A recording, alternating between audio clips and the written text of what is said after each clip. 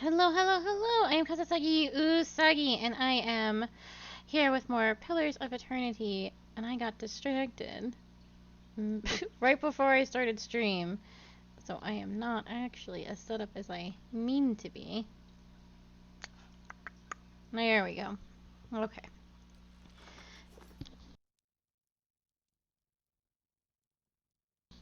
I will be doing the White Marsh part uh, 2 today, but there are some things I wanted to wrap up first. Oh,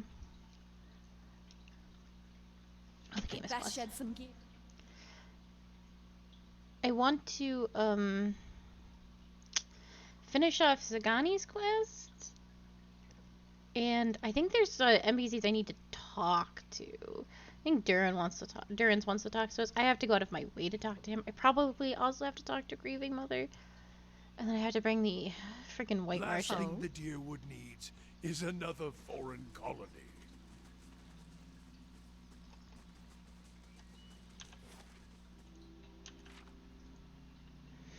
So Sagani is looking for her mentor or something like that, and he's supposed to be on the cliffs looking outside a seashore.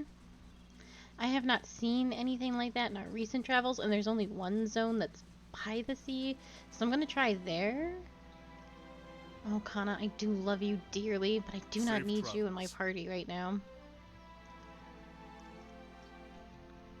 I need to bring him back. Oh, I have to help her do her crazy vengeance quest. And I will need to bring her eventually too. And I will need these two. Okay. I'll figure it out. So let's go to the compass, because that's the only place I can, like, legitimately think of. Yeah, Burial Isle.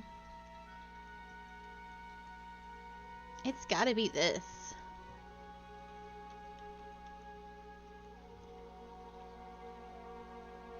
He's on a high cliff.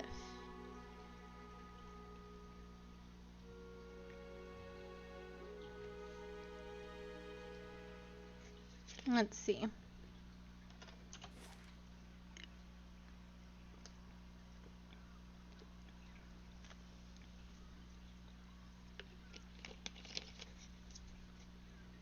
Well, none of this looks like it's it. Ready, Watcher.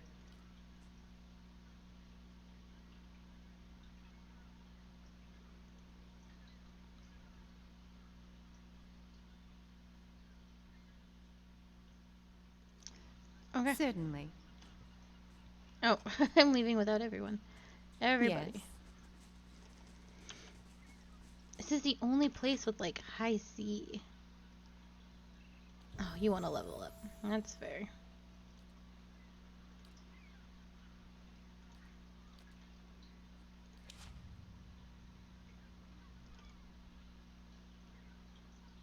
Let me double check my quest for her. The Long Hunt.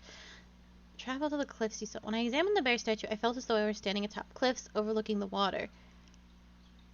Persoc, whoever he is now, must be here. The breeze smelled salty. The cliffs are near the ocean.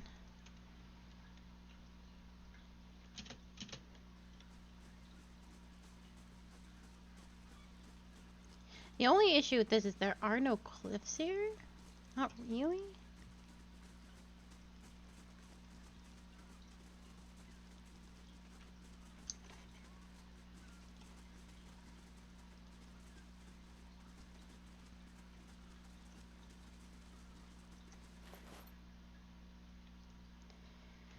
How is it so grand a journey as mine should lead me here? The people of the Dire would call this pitiable lagoon a sight to see, but all I have experienced here is misfortune. I thought to explore the cavern by the waters, only to discover it was home to sporlings. I went to see the vaunted compass, and lost the bulk of my letters when I tripped over some driftwood.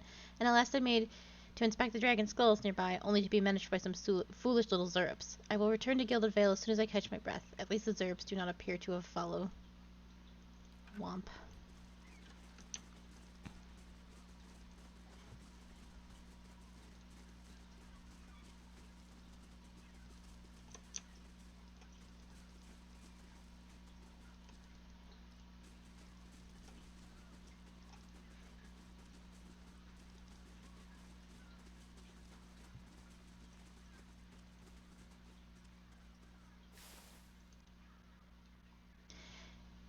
met a Helpford Direwood woman while in Gilded Vale. She was an invaluable guide during my time in that sorry village, and agreed to accompany me some part of the way towards Anslog's compass. We parted ways in the wilds known as Margaret's Fork, but I gave her my amulet so that she might remember me fondly. Perhaps I will return to these lands someday after all. Bum, bum, ba-dum.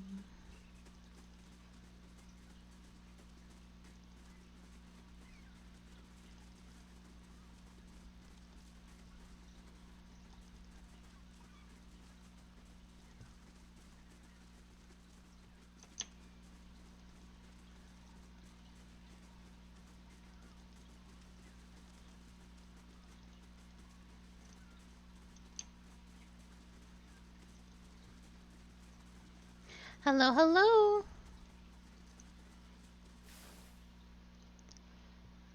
After several days' journey, it seems it is time at last to part ways with my traveling companion from New Hamar.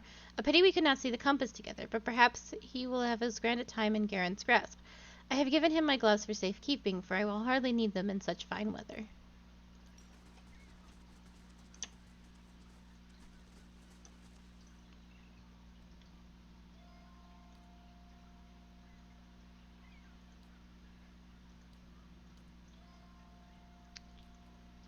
Oh, this is the man's gun.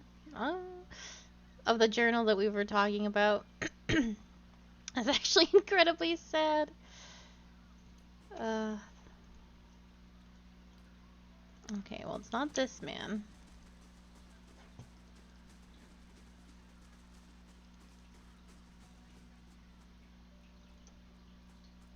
Hail and well met.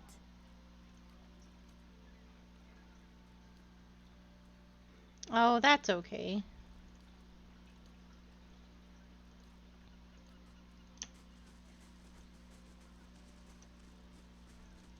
Do you think he's in the cave? The cave's the only other place I can think of. Oops, no, I want to go cave. Cave, cave, cave, cave, cave, cave, cave.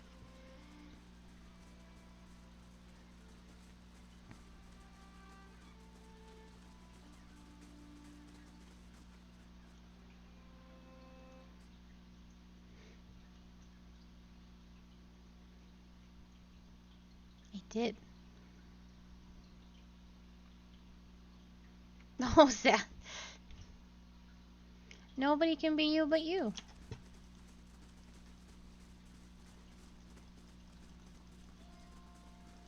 Oh, no. No, And this the is fire shows me something new. Well, I will take all of this. Of course I will. So if this isn't it, I have no idea.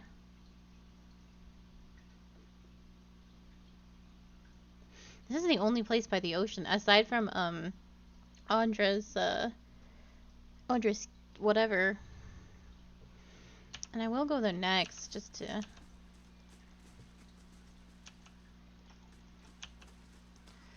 Ba-ba-da-ba.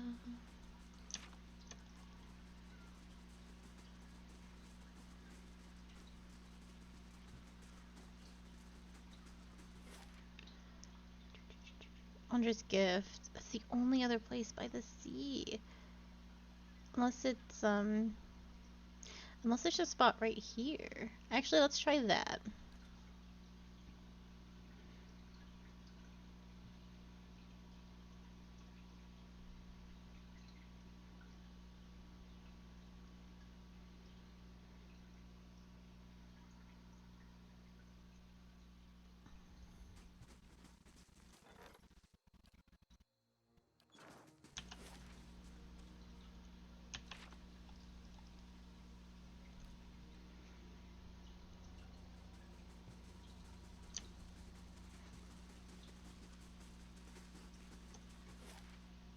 Aha! I found it.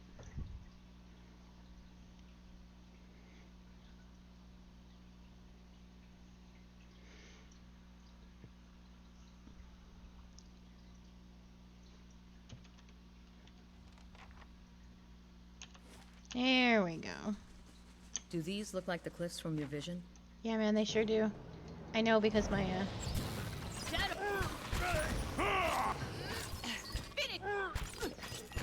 quest log lit up.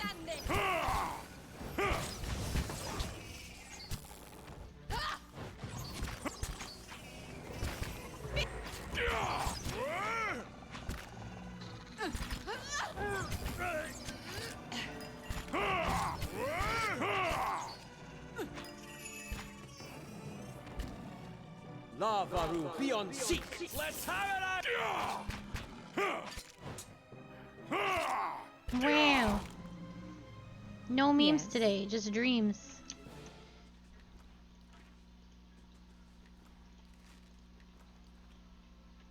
Certainly.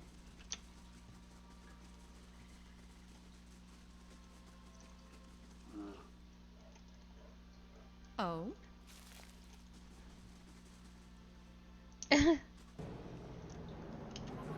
That's not very helpful. My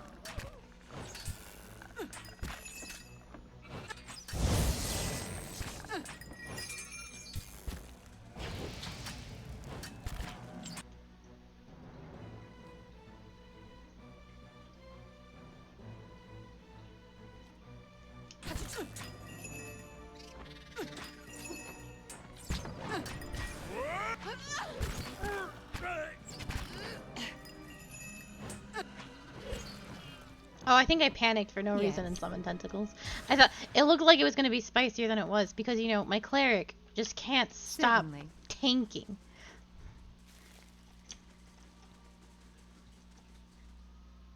He just loves it. Oh no.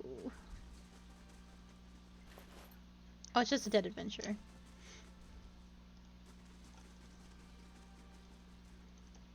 In the bay below, waves roll towards Defiance Bay.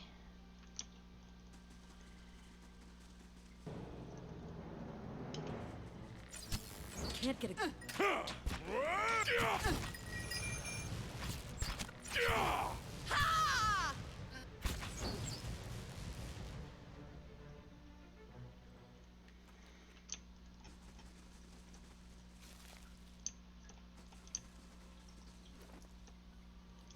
Oh no. Yes. This is probably not just a dead adventure. As you reach the edge of the bluff, you recognize the exact location from your village of Persok. He was here not long ago. Zagani stands alert, the Ardra statuette in one hand while she scans the cliff. You close your eyes, feeling the ether from the trace of Persok's presence. The darkness behind your eyelids takes shape. You feel Persok running through the forest this time, hurtling and dashing around rocks and trees. The scenery whizzes by too fast. You can't make out the details between the blurred greenery. Something looms out of the trees ahead of you. Persok finally stops in front of an Ardra arch.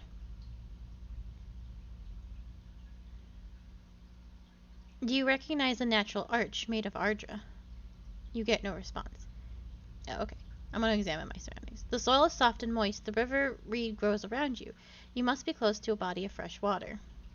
I guess I know where to look for Then I'll follow. Parsok next.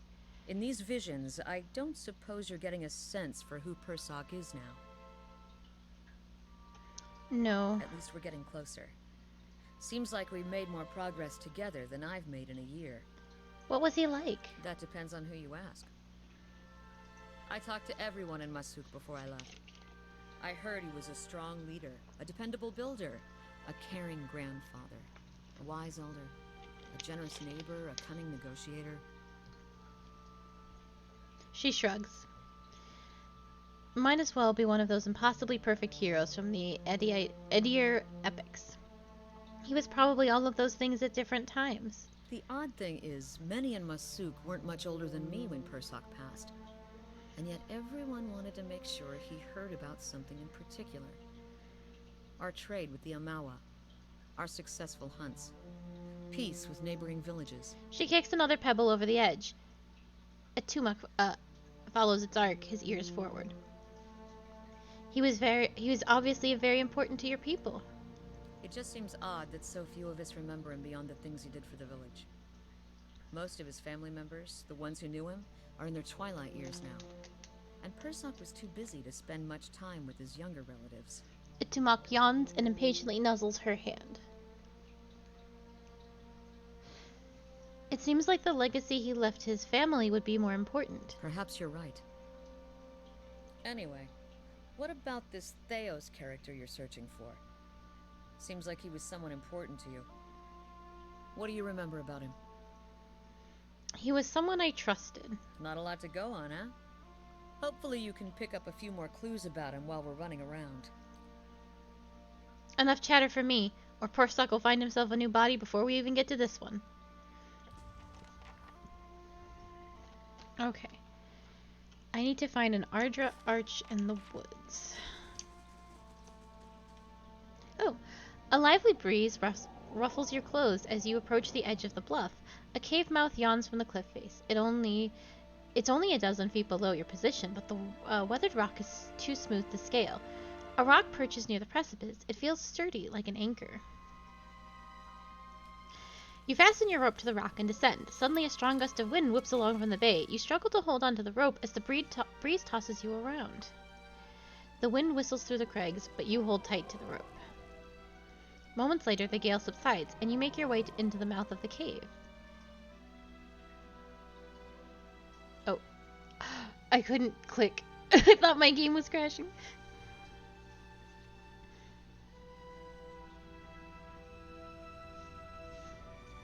Oh, neat. I have found something new.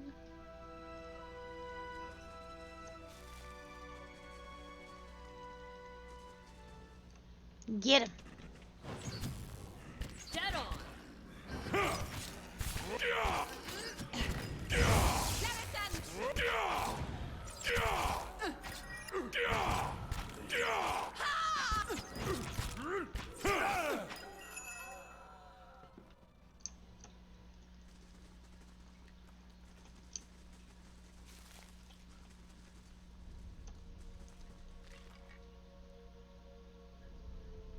That was quite a journey for a single ring, but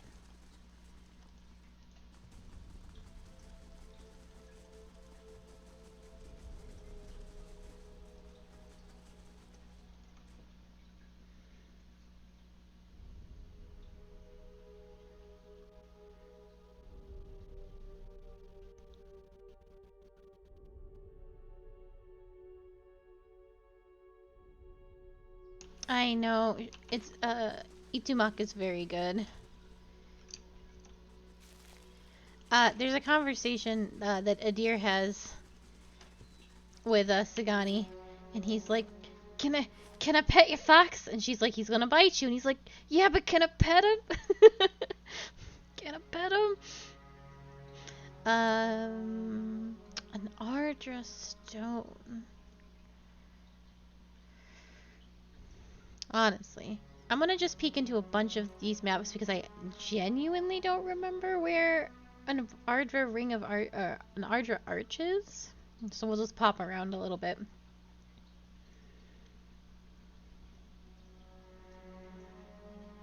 Yeah. But we will hop into the marsh before too long. Oh, there it is. First try. The Ardra arch looms in front of you, just as you saw it in Persok's eyes. Sagani turns, watching the trees for movement. As the arch shadow falls over you, the wooded shore fades into a different scene.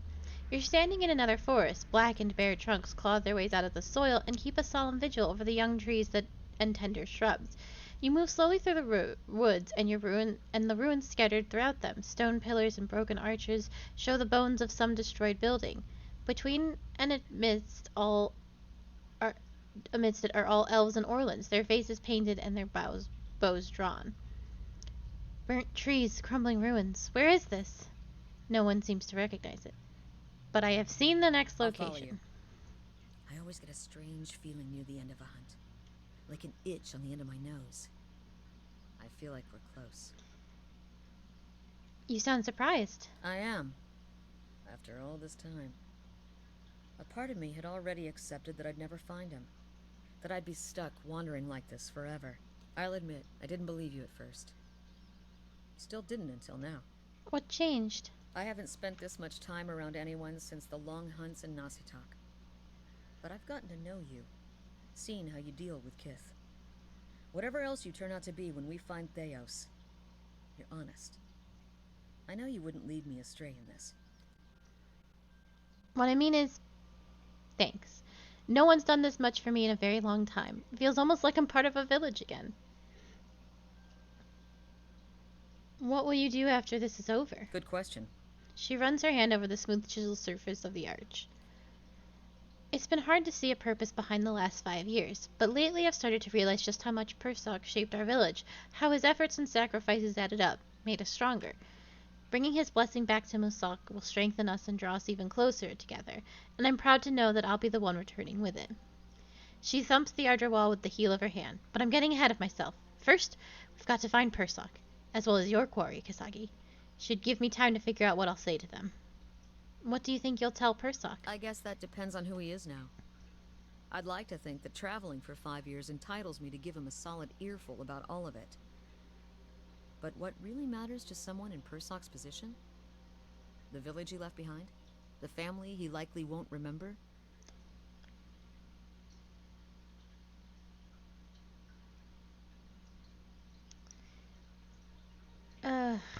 I personally don't think he'd want to hear about it.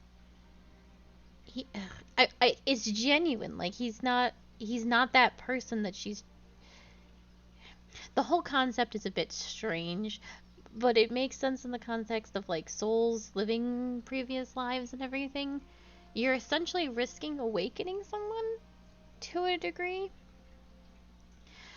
But someone can come up to you and say, "Oh, you were this person in my village in a different life, and here's all the things you did."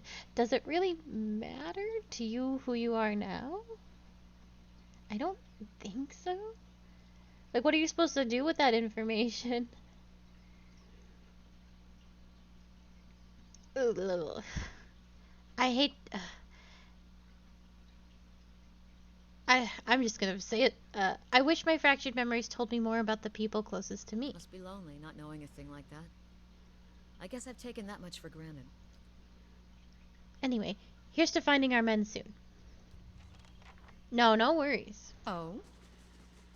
I was just sort of talking aloud.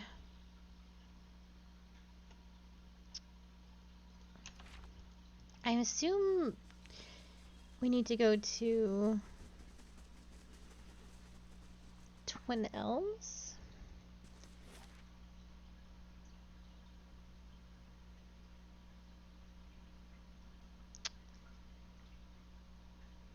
Ruins.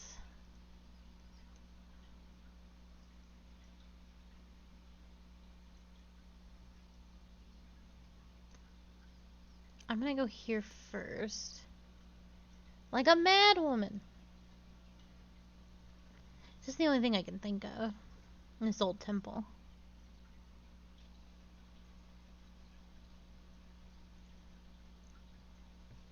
I shall. Yeah? Oh? Although I didn't get a ping.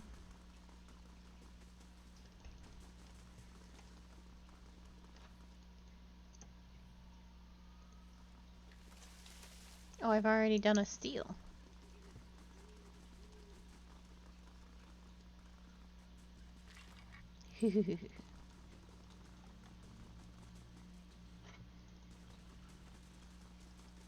Well, not here.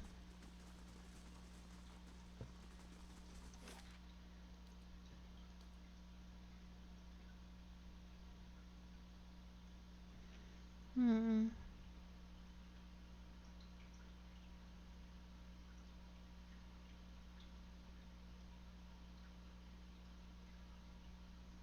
Elves and Orleans. It's gotta be in the 12's wood, though. Oh, this actually The does. figurine. It's glowing. There we go. I was kind of right. I was outside the temple. I will take that gem, thank you. Elves and Orleans. Gwethian Ruins? Pilgrim's Camp? I bet it's... Well, I have to find his little soul, so... We'll just move along.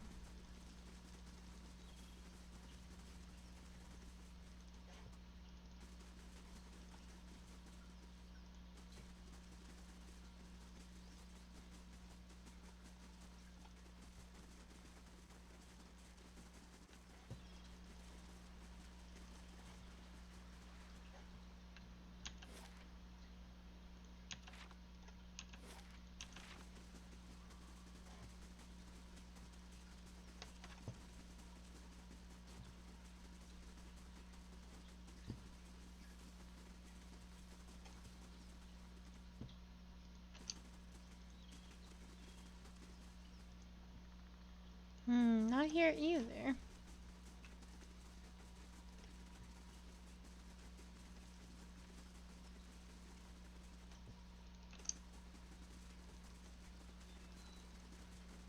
Oh, he's here somewhere. Oh, that body's still here?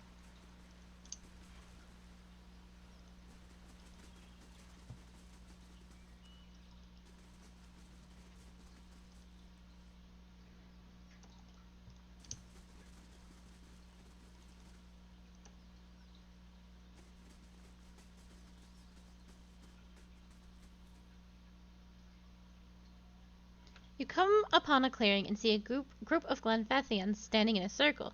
Sagani glances from the Ardra statue to the hunters, looking for a connection. Meanwhile, the hunters turn to notice you. Their bows are drawn. Does the name Persock sound familiar to any of you? What kind of Estromore foolishness is this? Durance!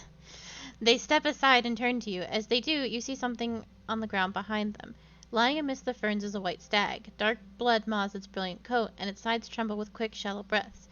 You feel a presence in the beast, something ancient and familiar. Before you can speak, something thumps to the ground. You look down and see the Ardra bear, its bright glow flickering. Auric's shadow. Sagani draws up beside you, her wide eyes fixed on the dying stag. Durance opens his mouth as if to rant on wasted time, or perhaps the animal's weakness, but something about the look on Sagani's face steals the air from his lungs, and he falls silent, for once in his goddamn life. One of the hunters takes a step forward, and Sagani raises her bow, an arrow knocked. Any closer, and you'll bleed out next to him. Her voice is low and tremulous. I never thought I'd prepared myself to meet a stranger. To share the honor and history of my village with someone who had no knowledge of us. Even someone who'd scorn our way of life. If you're going to do this, you've got to hurry. I was going to tell him about the years of abundance in Masuk. How his granddaughters have hunted caribou, and his grandsons made our walls strong. But he'll be gone in minutes. Remind him of his impact on Masuk. She kneels by the fallen stag, placing her hand on its head, and she begins speaking. She tells Persock of prosperous decades of the grain trade that has sustained them through long winters. She recites the stories told about him and speaks of the new elders who have followed in his footsteps. The stag takes a final shuddering breath and falls still. If you've finished your chanting, we need to get to work before the meat spoils. Have you no respect? A great soul inhabited this body. She takes her lusterless Ardra figurine. And it's gone now. What's left is our kill. They're not worth our time, Sagani. I won't take long. Oh, okay. Coming from people who revere stones and long-dead Ardra. Oh, okay. She slanders the builders.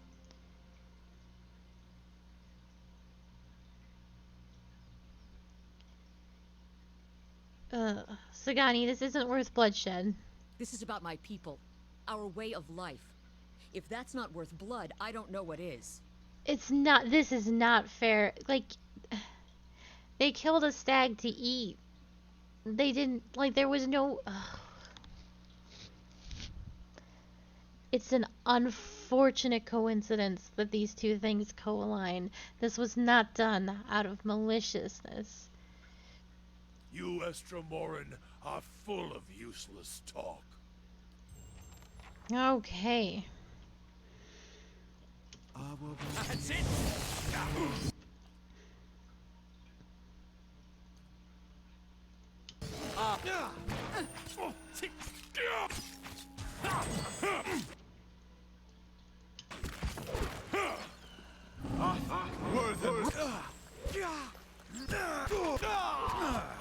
Oh?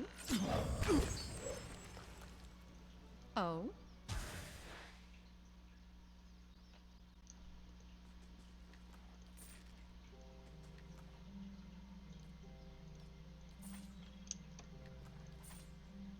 Certainly.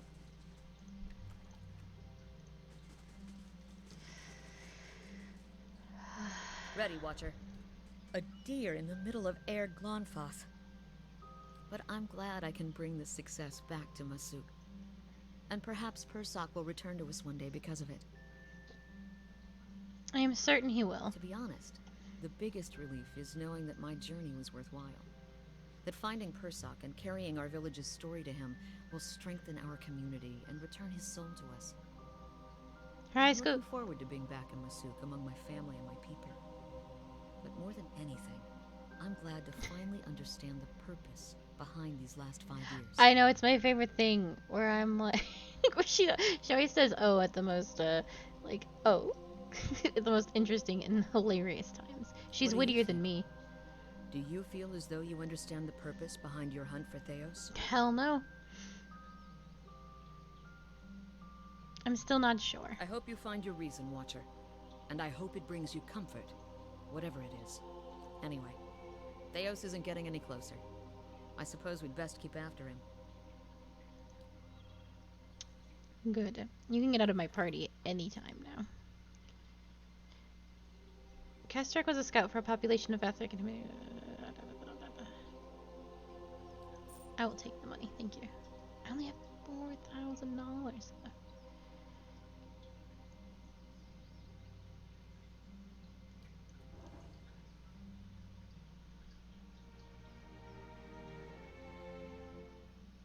Oh. Durance, do we have any What? conversations to have? I need you to leave.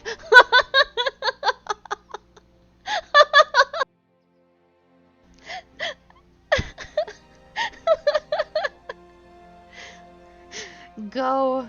If doubts and curiosity plague you, you're skidding your knuckles on the wrong door. Tell me about Magrin. I fear you may not like the heat by the fire, Watcher, but if you can bear it, then I will tell you what I know. That's actually, I don't actually want to know about this, but thank you for your time. Your thoughts must flow Your deeply mind indeed. comes bearing questions, Watcher. I had questions for you. You addressed me as a Watcher when we met. Do you know what a Watcher is?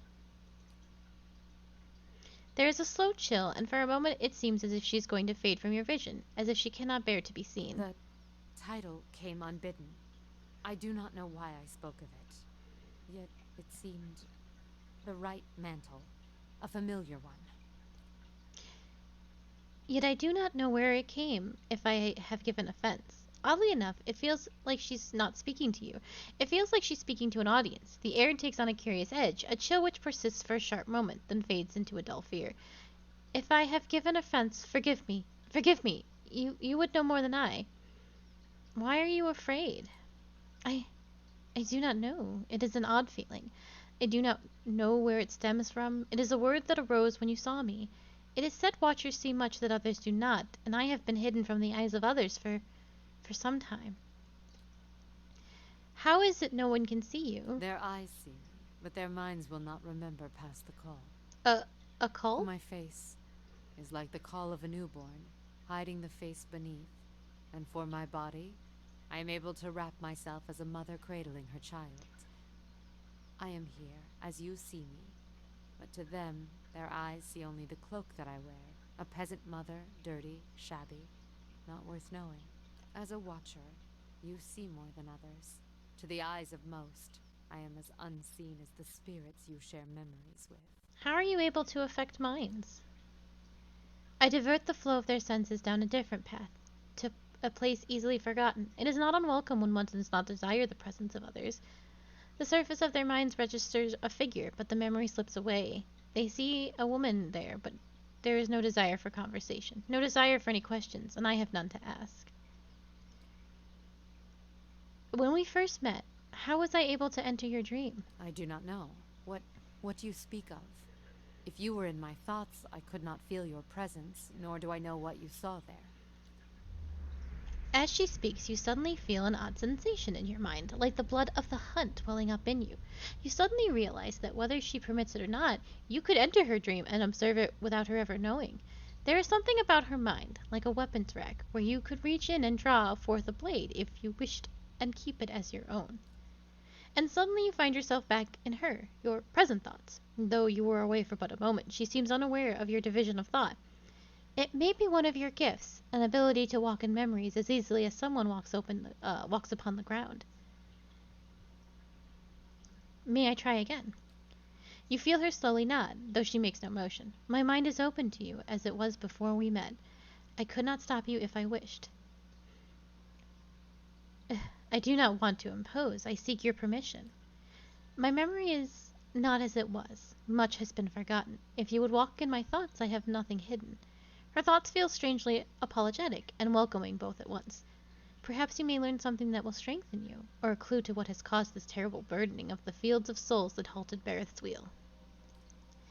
Her mind gives way, your passage almost unnoticed as you enter her before, circling the memory you shared when you first met. And suddenly you are calm. You are on a plateau, almost the height of a tower several stories high.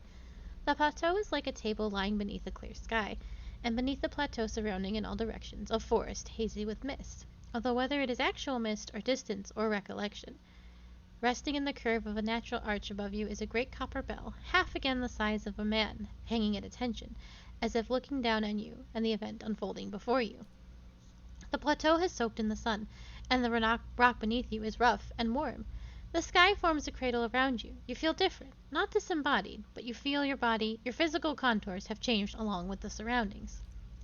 And you hear a soft series of chimes, like wind chimes. At the sound, your scene gains color and texture, as if the sound is beckoning you gently forth, filling your thoughts like mist rolling into a sealed chamber, and the chime coaxes you deeper into the memory, and you're certain it is a memory, a warm one. You are on the stone of the plateau, your knees on the warm texture of the ground, silver, white, shimmering like Ardra.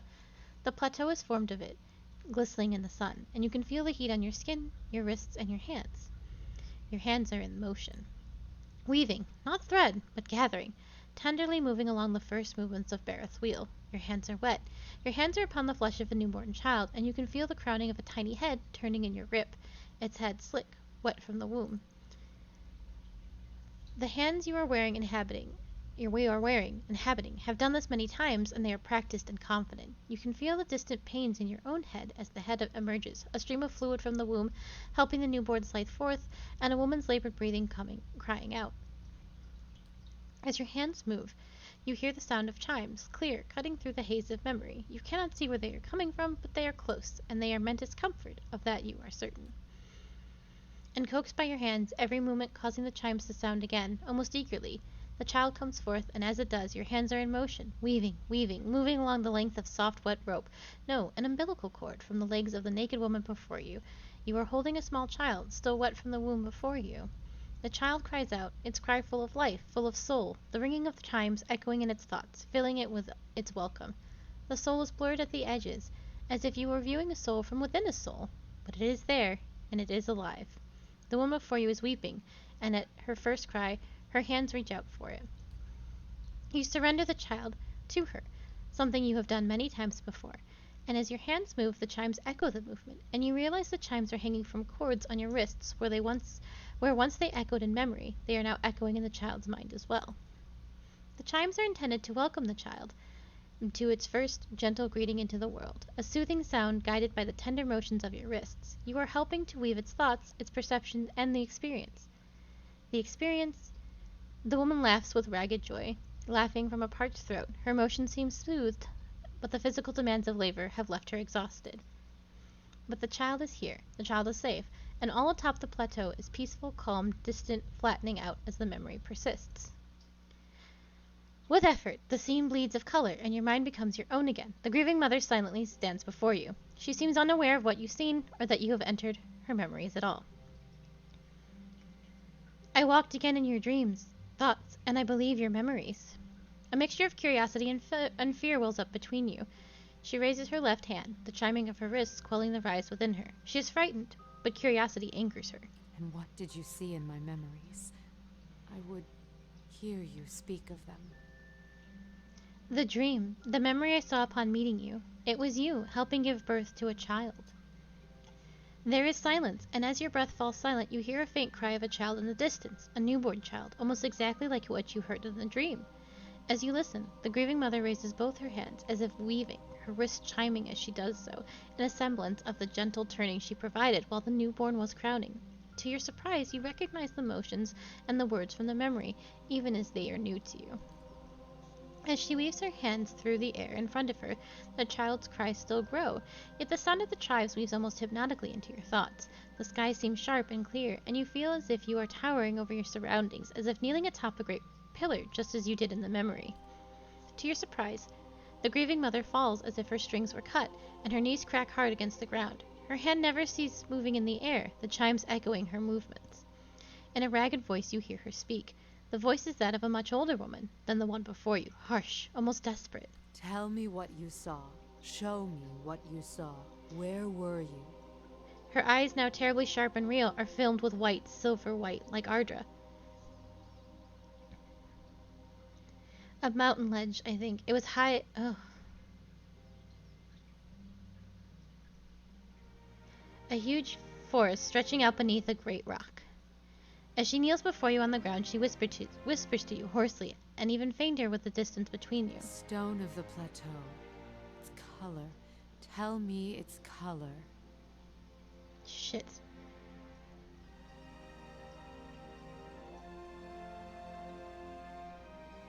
I don't remember. I just read it, and I don't remember.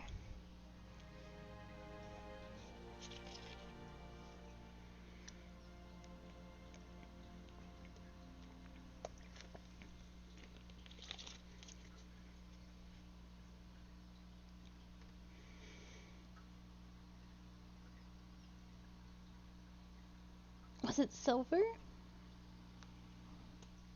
I will trust you. I was leaning more.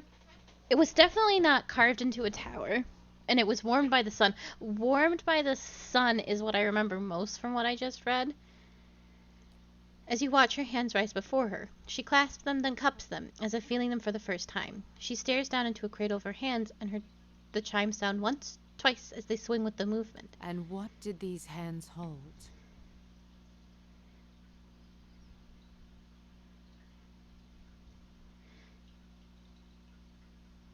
This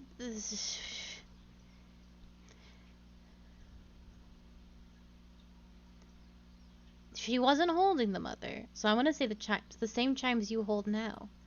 She leans back as if looking back at the sky, but her eyes are closed, the film building on them. With a slow intake of breath, you feel the time become quiet around you.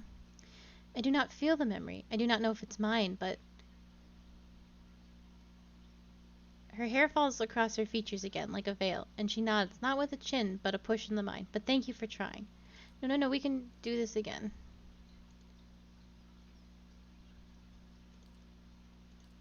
Tell me what you saw. Okay. Show me what you saw.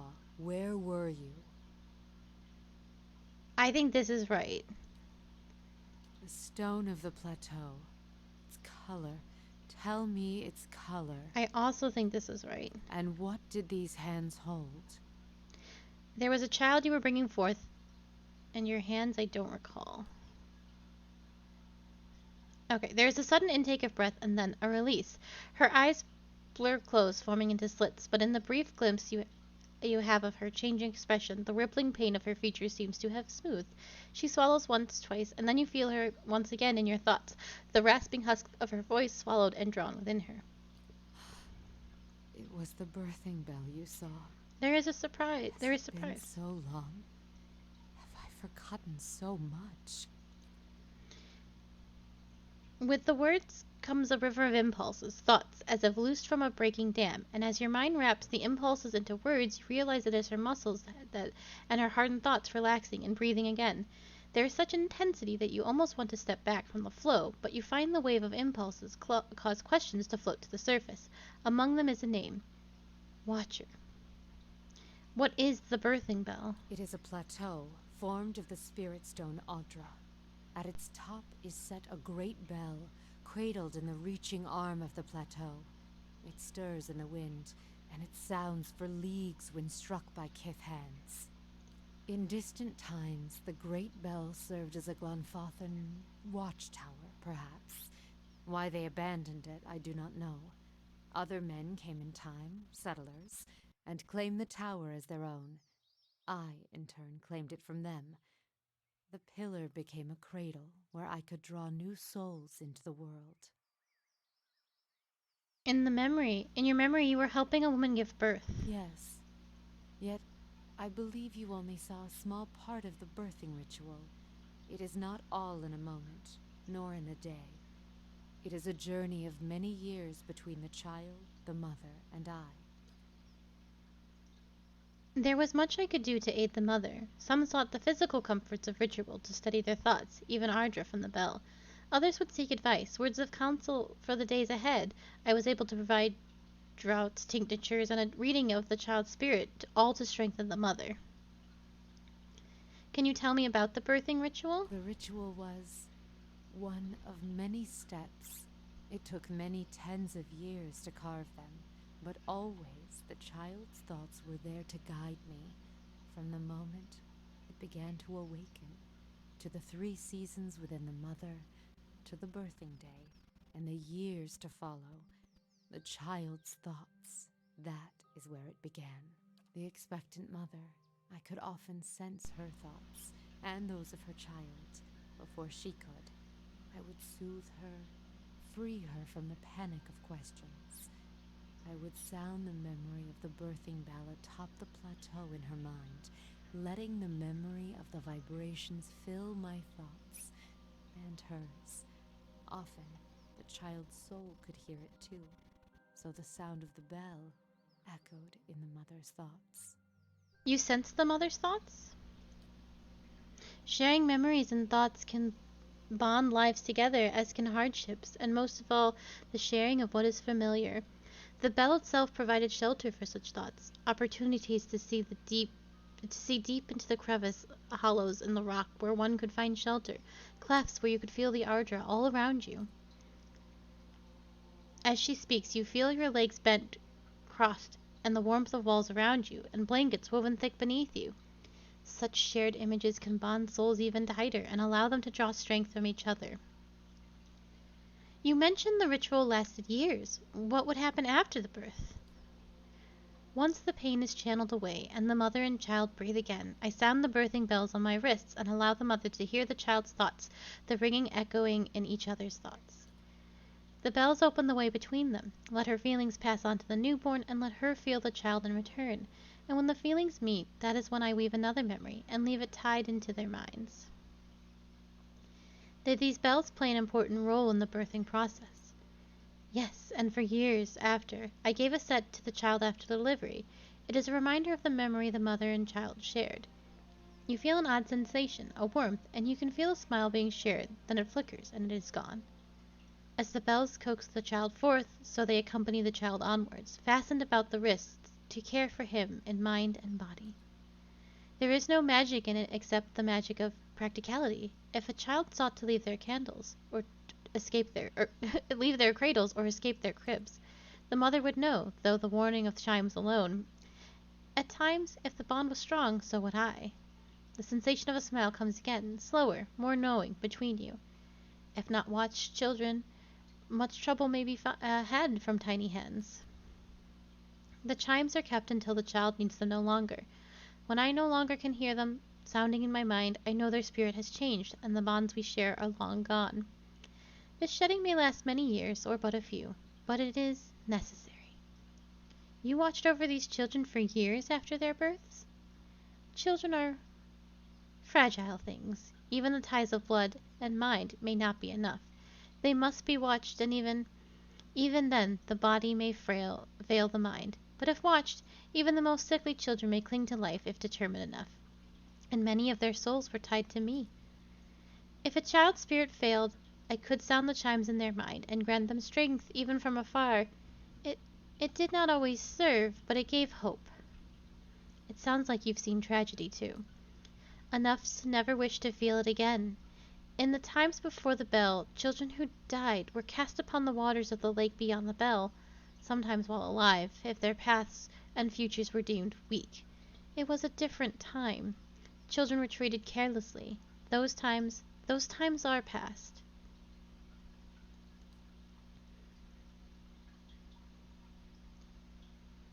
Why would you give a telling to a child spirit? Many would come seeking their child's future, or a reading into the child's past, the lives its soul is said to have lived. There is a slow chill, and for a moment it seems as if she's going to fade from your vision, as if she cannot bear to be seen, and then there is a spike of fear, alarm. Such things are not mine to see. I meant no offense.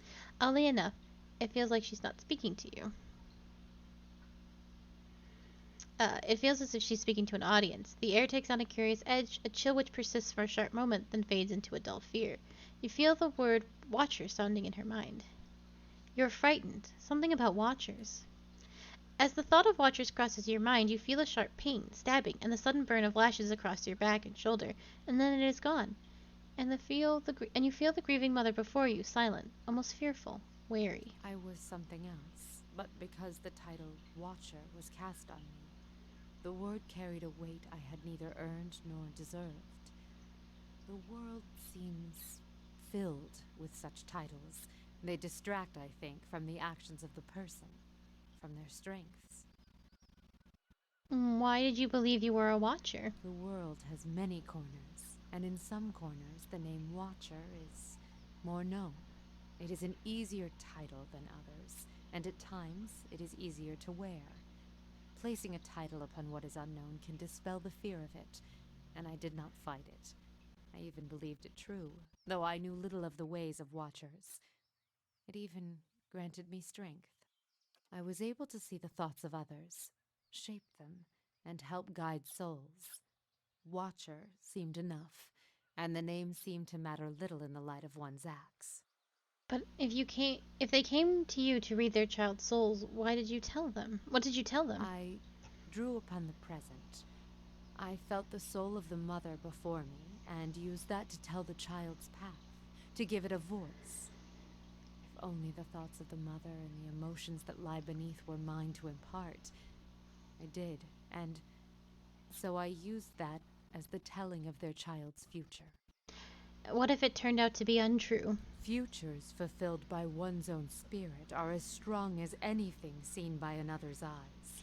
And if one draws from the emotion of the mother, it matters only when harm is done. And their lives I knew well. I could weave their lives, their thoughts over time, to the mother, to the child, and once the child had been born, was sheltered, I could relax the threads of thought until the child could stand on its own. So you shaped their thoughts, made the readings true. This is my calling, to show them the life I see before them, and even greater, make them believe it. That is not what a watcher does. We do not shape minds, we see them as they are. Even the most strongly worded tells may not be enough to save a child and allow it to be born. If I have the strength to strip away the stem of a mother's spite to expose kindness, weave nurturing from disdain and neglect, then that is my calling. And with the weight of Watcher behind my thoughts, these tells gain strength. Strength I never possessed on my own. They believed, and what they believed became the truth. With each child that was set upon that path, the title of Watcher became stronger.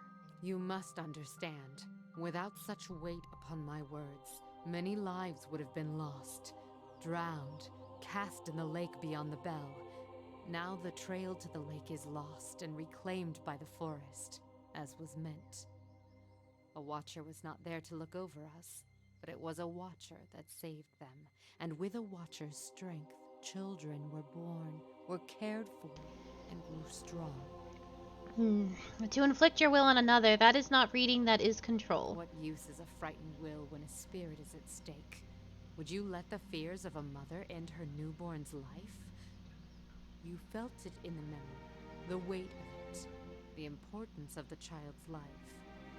It was a memory we shared. That memory, it is not the truth, is it?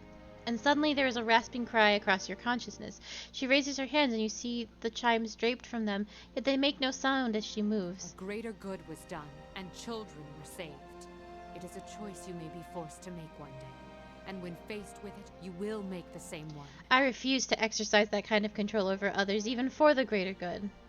This choice is not yours to make, Watcher. You will do as the world needs, as its children need. It is greater than you and your twist of sight. Let us continue our journey for now. I do not like this woman. This is a bad. Oh? She's really under the guise of something different. Am I done with her? Or that's why she was so adamant about returning the children. She wanted to do Hylia's thing. Master's tools.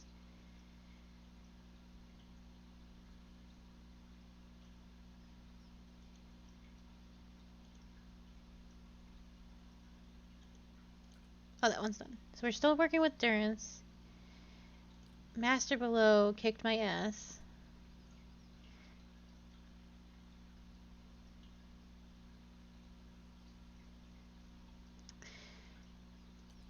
Yeah, we'll do that when I come back. Yeah, it's not super cool. Okay. Devil of Karak. Return to Swineth and Northwell. I've aided the diary when I... Oh, okay, so I'll come back and do that later. I couldn't find Esamare. Okay. Oh? Yeah. Oh? I know, it's fucked up. Let's get the hell out of here.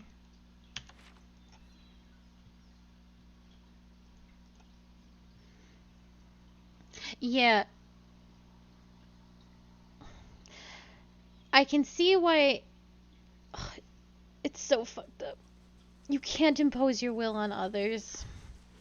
Even if you think it's right. Like, and even if it is in theory a good thing. You just can't do that. I think... Oh, I need to run to Cadnu really quick to swap out my party.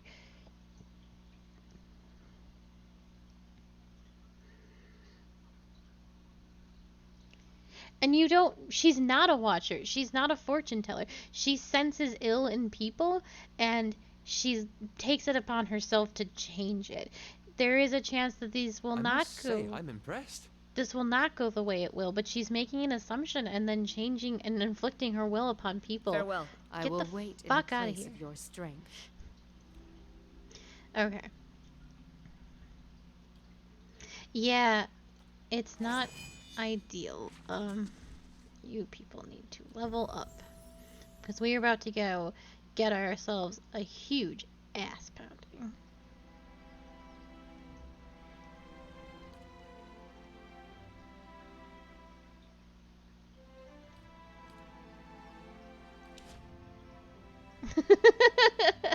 Yeah, we're going into the marsh and we're going to get slapped.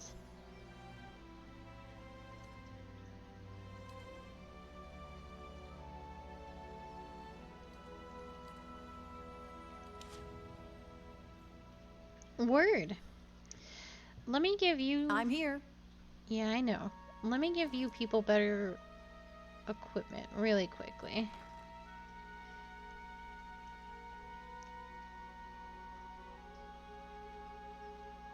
You're dual wielding? No, you're a monk.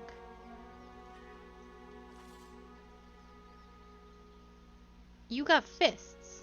I will give you better clothing. Light. We need you to be exceptionally light armor. Oh, not sell value. Hi.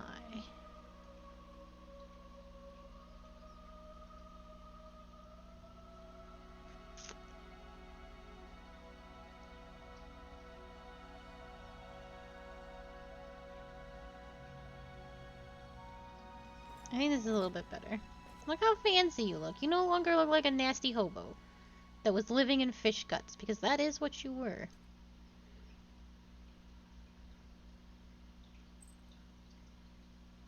you go.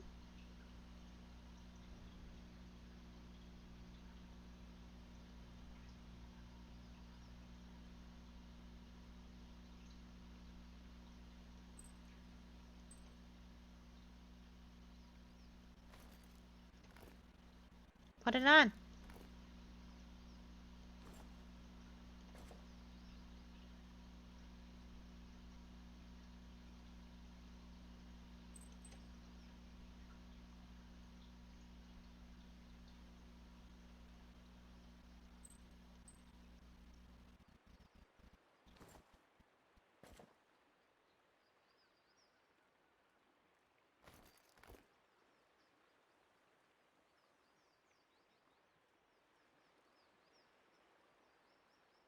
Am I famous?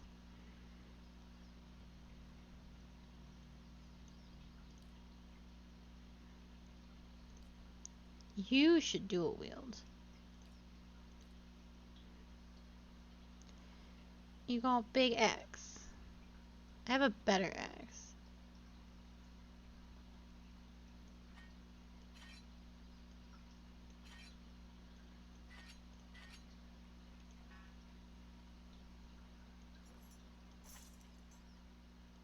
Oh, you don't dual wield, huh?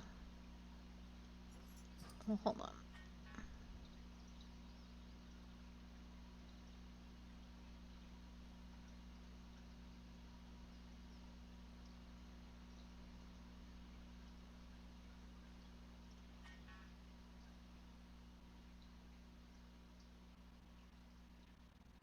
Where's my two-handed stuff?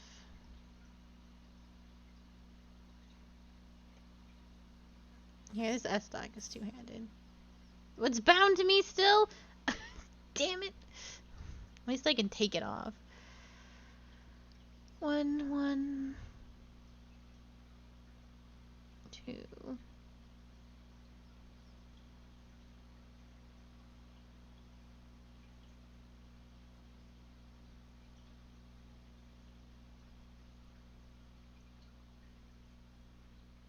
There you go.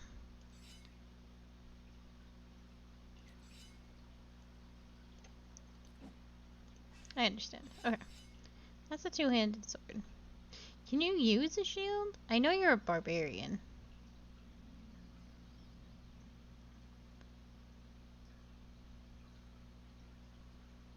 But I don't really have a lot for you.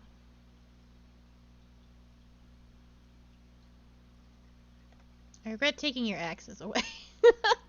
You'll be fine. You can dual wield though, can't you?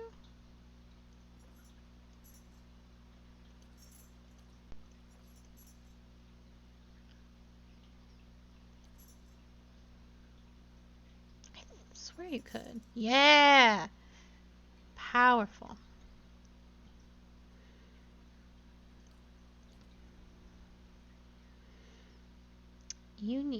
You should be wearing heavy armor. You are a barbarian, so hold on. Heavy. Exceptionally heavy armor. There you go. You can't change out of that because that's your body. Okay. So, there you go. And put that on. Put that on.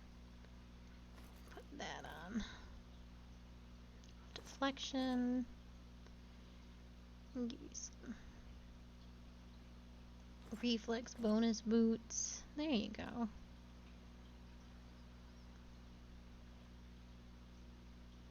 Do you want a hat? Absolutely you do. You can have a deflection bonus.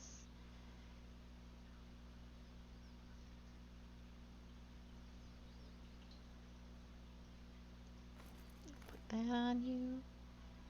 Right. Put these nice boots on.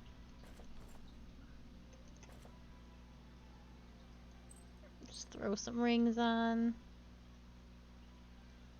There you go. Everybody looks so nice now. You look ridiculous, my What? robot friend. It Oh. doesn't matter. We can finally go do what we're gonna go do. Back to the White Marsh.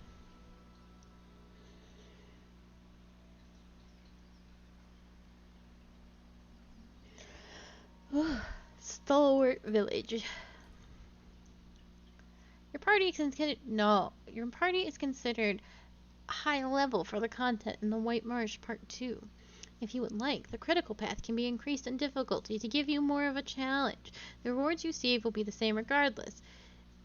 No. No thank you. I would like to have a good time, not a bad time.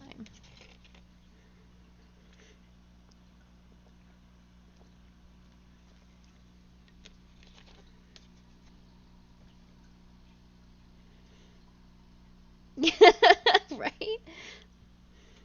Certainly. While we wait, the enemy grows stronger. Yeah? You'd send more of us to die. Well, I'm not gonna stand around. Are you? You've done plenty, Darian. You approach the source of the commotion and see a throng of villagers. They're arguing amongst themselves and hurling questions and demands at a lone figure perched above them. A young man stands on a spur of rocks, his clenched fist held aloft. Steam rises from his wild hair and flushed face as he shouts to the gathering. Been a week since our people left these gates. A week since the Iron Flail took them. He paces the outcropping, his eyes burning. You see a few scattered nods in the crowd. Yet we wait here behind our sturdy new walls, hiding in our rebuilt homes. We've done nothing. He brings his fist into his palm with a sharp smack.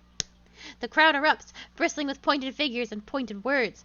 One woman steps forward, her eyes lock on the young man. Who are you to tell us how to defend our own? You ain't been here 2 months. Several of the others grunt and hoot. You feel a shift in the crowd like a changing tide. And since I got here, I've been working alongside the rest of you. Don't start with that again. A handful of others nod along with him, but they cringe and flinch as another villager joins the fray, shaking her finger at the young orator. Well, it was your idea to send our people to that damned fort in the first place. If it weren't for you and the other leeches that come up with you, we wouldn't be in this mess. The new accuser raises a chorus of furious cries. Darian raises hands for calm, but the crowd's wrath is snowballing. Everybody shut the fuck up. A dozen heads turn in your direction. The villagers recognize you, and their eyes widen with hope and reverence.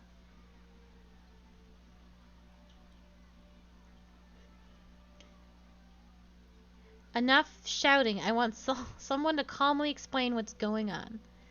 He nods. It's a small army from Raid Saris. They call themselves the Iron Flail. At Darian's mention of the name, the rest of the crowd falls silent. The words trigger a sudden flashback to your dream of the mysterious army and the destruction of Cat Nua. As the image fades, you see once more the vision of 100 eyes watching you and something just beyond. Showed up a few weeks after you opened the battery. Demanded we give him the White Forge. He avoids your gaze, scraping his boot against the rock. They're led by a Darek Sendamir. Comes from an old Raid Saren family. The rumor has it the man's half mad with visions. Claims one drove him here to take the White Forge. In Zawa's experience, if one is only half mad with visions, the dose was too low. Thank you, Sojiro. They're not the only bloodsuckers around here. The villagers glare up at Darian, but most of his fellows are ignoring him by now. Darian raises his voice above the ruckus. Our crew at the battery locked their doors and told the Iron Flail to go back to Raid Saris. Instead, they built a fort in the middle of the wood. So we sent a committee to reason with them. But that was a week ago. We haven't seen our people since. A low rumble ripples through the crowd. Darian hesitates. That can only mean one thing. He grimaces as the frightened arguing crowd drowns him out once more. Ooh. Can you share the White Forge with the Red Sarens? The villagers shout and squawk louder than ever. After what they did to our neighbors? I love this very southern angry woman. Only thing they know how to do is start wars. Maybe we could nudge them into torching their own village. I have not missed you, by the way, Miss Devil. Please, everyone! In the fragile silence that follows, the others turn and look at Darian. Whatever our difference is, we've got to deal with the army at our gates. He looks back at you. You've done a lot for Stalwart already. Many of us wouldn't even be here if it wasn't for you. He breaks off, looking as if he'd like to stuff his words back into his mouth. After an uneasy pause, he swallows and continues. What I mean is, if anyone could deal with an army, it's you. Very well, I'll help you. The Iron Flail cleared a patch of forest north of Durgan's battery. Built their fort there. It'll be well guarded, so if you can get in without raising an alarm, you may have an easier time of it. The important thing is to deal with the commander. If you can get rid of him, the rest of the soldiers will scatter. I think I've dreamed about this army. What exactly did you see? He watches you with wide, wondering eyes. A murmur ripples through the crowd. The stalwart was destroyed. The villagers gasp and exchange panicked whispers. Then let's just hope there's still time to prevent it. His voice is firm, but his face is ashen. Anyway, we've got our work cut out for us here. He gives the crowd a purposeful look. Grumbling, they start to disperse. While you're out, stop by the battery. Wangra and her team are still repairing the heavy cannons. They've made a lot of progress elsewhere. Thought you might like to see how far it's come. I wanted to ask you about something. Haven't been here long, but I'll tell you what I can. Tell me about the Iron Flail. They heard about the White Forge and came running. Just like a lot of us did. Only difference is, they brought siege weapons. This kid's voice is so familiar. I'm actually losing my mind. As best anyone can tell, they're from the border region near Little Bend, one of the poorest parts of the country. For Raid Saris, well, that's saying something. What brought you to Stalwart? Work. I was a cobbler in New Yarma, but the city got more crowded every year. Rural types fleeing the legacy. A couple months ago, I heard Stalwart was offering land and opportunity to new settlers, so figured I'd give it a go out here. For a while, folks seemed glad to have some new blood, but that changed as more and more of us came. There seems to be a lot of tension around here. Before you opened Durgan's battery, people tell me Stalwart barely had enough warm bodies to keep the town running. A bunch of us came when we heard about the White Forge, but now, I think the old-timers would just as soon send us back. He begins taking items off his fingers. We take the best jobs, we don't pay our respects to Andra, we're overcrowding the town. He shakes his head. I get it. Stalwart's changing. Same thing happened in New Yarma when folk moved in from the countryside. But they can't keep blaming us for everything that goes wrong out here.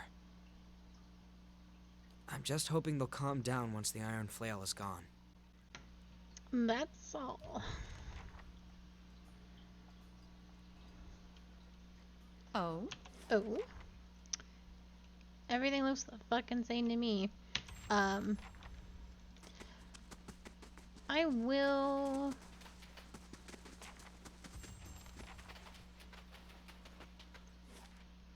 I need to finish up doing stuff here, because there's a lot of quests from part 1 that I couldn't do, because I just wasn't strong enough to do them. So, I'm gonna do that, and then we will move ourselves along. It's Matt Mercer again? Matt Mercer has a third voice? Yeah, he doesn't sound like Matt Mercer. And then you hit your own father? Not I. That was Isilmir. Yeah, but you're the same person. Fine cock's feathers to that! I see your point.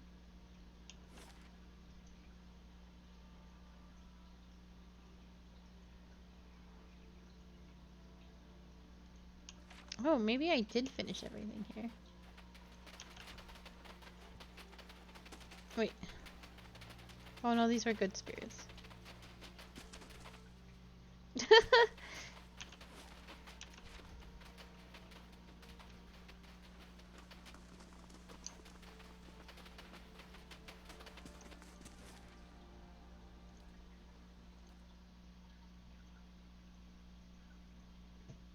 Be strong, Zeph.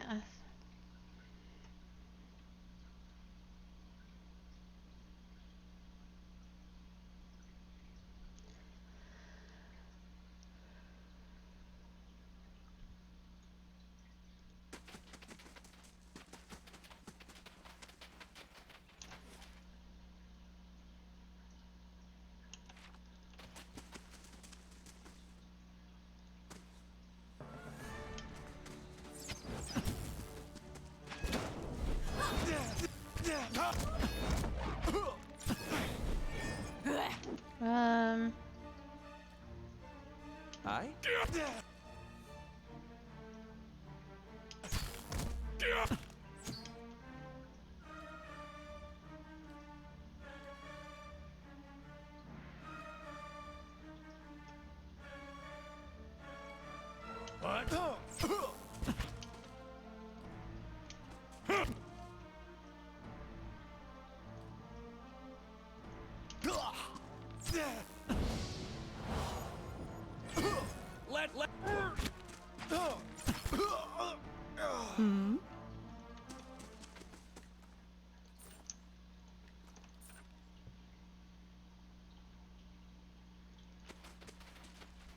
You gotta be strong. Uh-huh. Still don't Simply must be strong. see why we had to hurt the dogs. Good grace. Spot on. Get wrecked, Ella. Ken!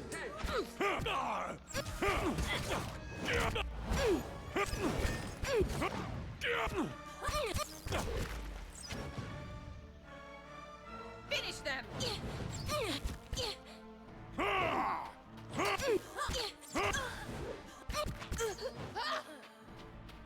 Aye? Ella, you just take a break.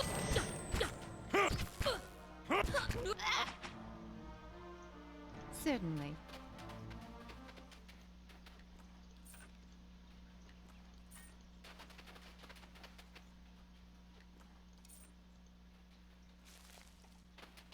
Oh, sippies. Thank you, thank you. Let's see.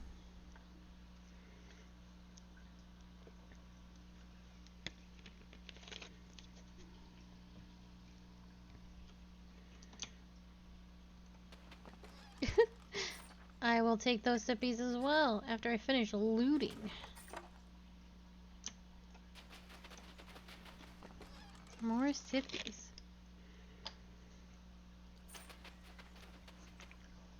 I'm trying.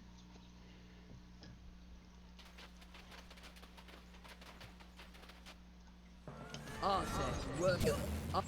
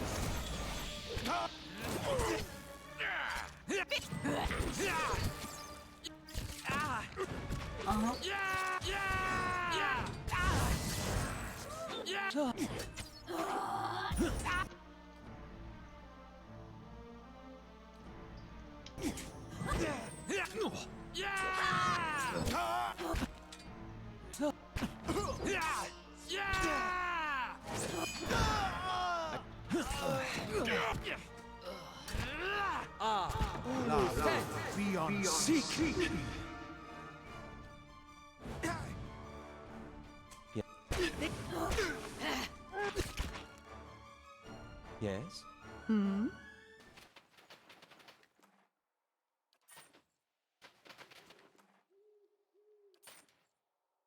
I take very small sippies.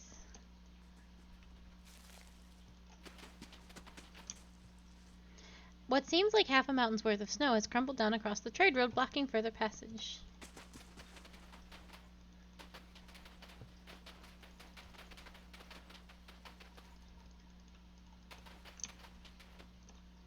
This pale, rough stone doesn't resemble any other formation in the area.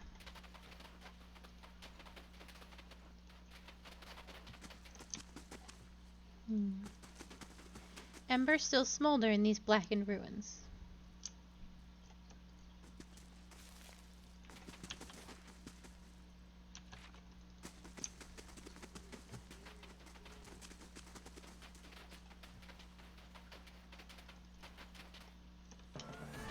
That's it!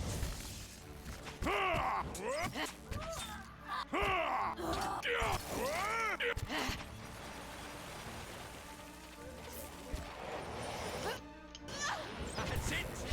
Oh my god. Oh my god. We're gonna die. I did. But I have bigger problems.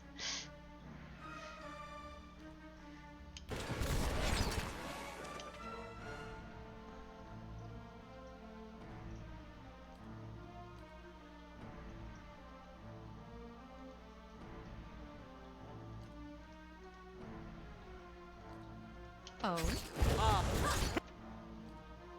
Spot on.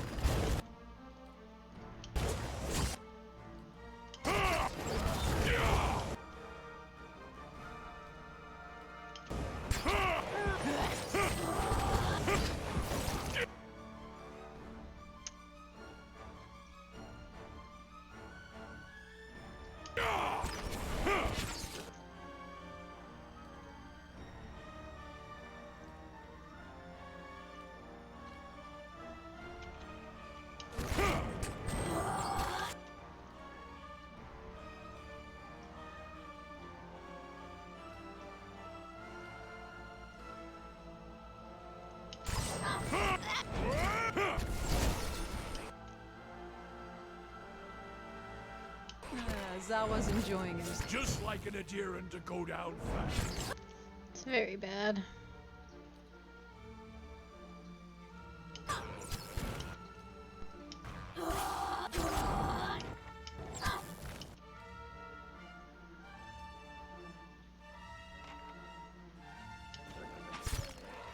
Arthek Worthen Roth.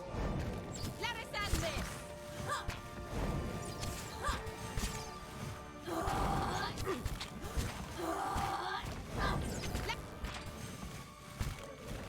Hope you're nicer in the next life. Holy shit. I can't believe we managed to pull that off.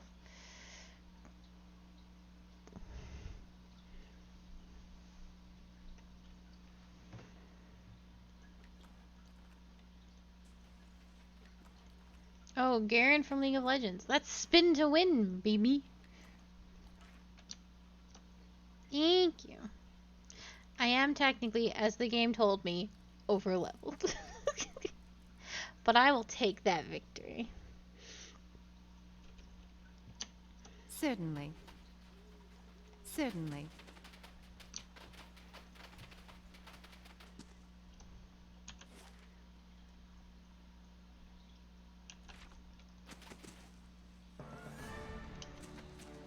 Spot on!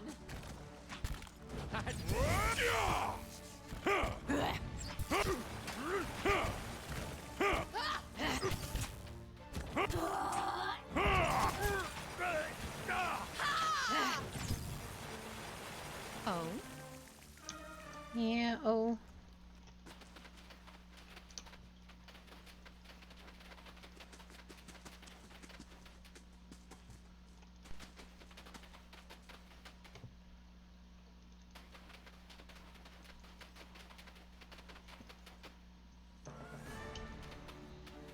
That's it!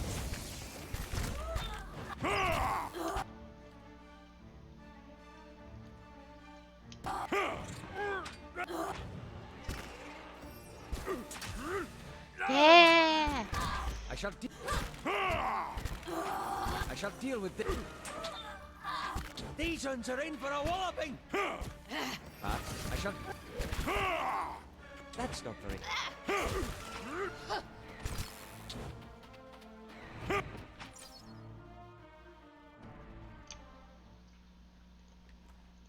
Certainly. Cave.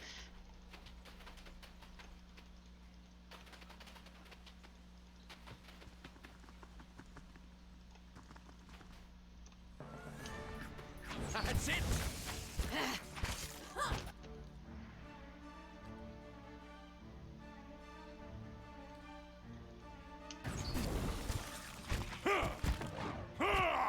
That's it! Yes.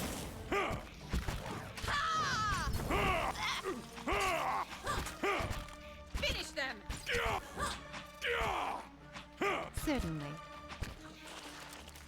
Hmm? Let us finish! Oh?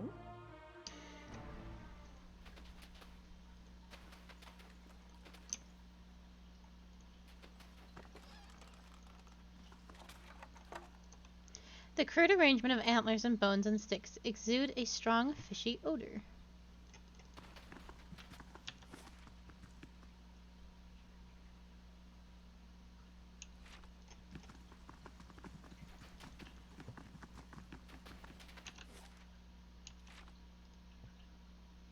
Oh, there was a house here that I, like, completely missed. Oh. Hello? It's bad days coming, I'm telling you. The pair look up at you as you approach. Who is a... Oh, begging your pardon, lady. The villager shuffles to face you. What happened here? We noticed some of Hadi's goats wandering loose. When we came up here, we saw some suspicious people leaving Hadi's house. Looks like they torched the barn. Why are you standing out here, then? We were worried that there might be one of them still inside. We're goat herders, not warriors. Suspicious peoples? Not just looters, I mean. They were armored up like they were in for a battle, and mean-looking. Karen's got something to do with it, I just know it. Kern? He's a dwarf, lives in Stalwart now. He and Hattie were always at each other's throats over land rights. For years now. Might not be him. You shouldn't go accusing people. I'm gonna go have a looky-loo. Yes. But first, I am gonna take whatever I can find. If you haven't nailed it down, it belongs to me.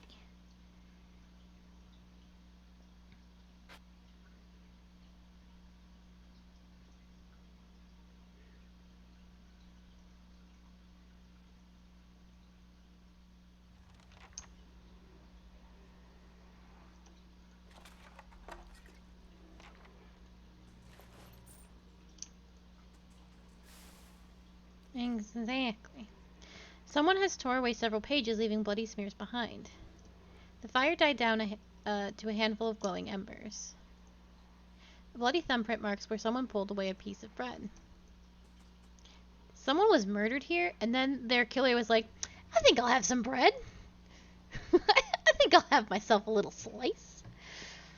The dead man's sprawled position gives you a clear view of the sword wound in his back. The smeared drying blood around him has not yet faded to brown. You hear a groan, low and pained, and turn your head to see.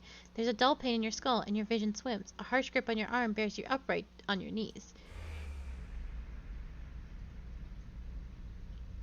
We don't have anything worth stealing. Fuck yeah. Man, I love bread. I too would grab a slice after a slaying. Absolutely.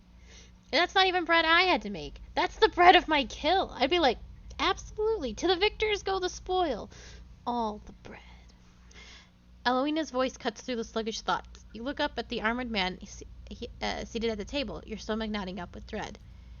No, you don't. He reaches almost idly for the ledger. You notice before he does the way that Elena tenses up, but you're not sure why until he opens the book and the letter falls out. Family? The man sneers as he picks up the letter. No! Elena tries to run forward, only to get caught by the man behind her. Looks like Eska's doing well at the mill. Sweet of him to write. Direford's a long way from here. Enough, Sevestin. All right. He tosses the letter on the table, cruel amusement swiftly replaced with irritation. Kill him. You barely have time to register the words. The sword through your back drives the air from your lungs and the strength from your limbs all at once. Elwana screams so faint, you have to get to her. You have to warn Asuka somehow, but your legs won't listen. You can't breathe. The memory slips from you like a sloped coat, and the pain in your back fades just as quickly. Yes.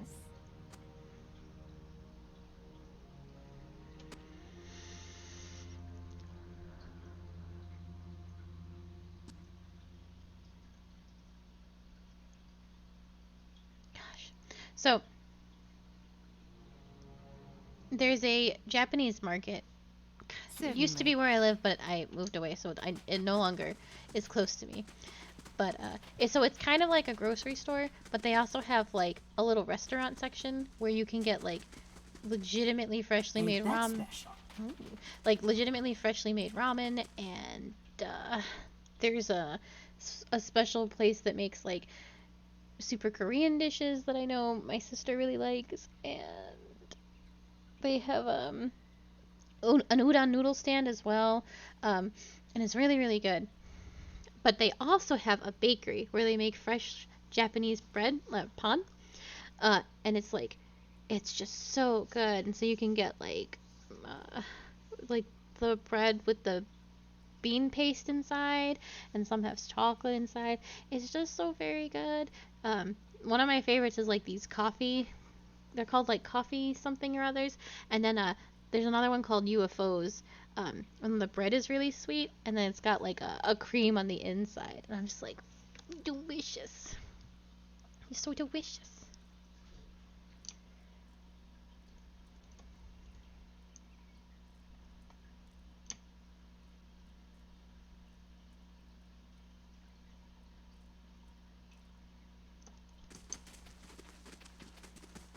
What else am I supposed to look at? I've already seen this charred husk. Apart from the few flecks of soot, the supplies in this cart are untouched. These two people over here are super shady. Like 100% though. Yes, what do you want? Heidi's dead. Knew it had to be bad. Thanks for letting us know, stranger. Oh, okay.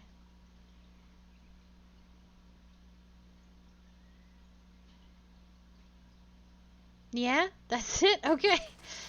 Good talk. I'm gonna go into that cave. I still need to go up here. Well, I'll do that next.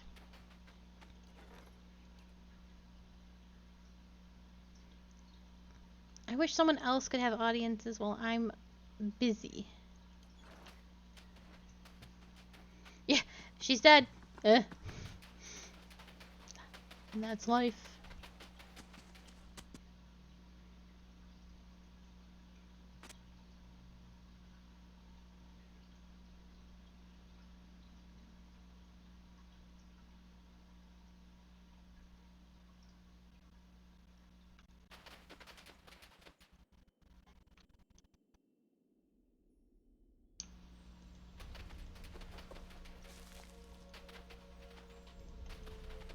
This looks like a troll cave.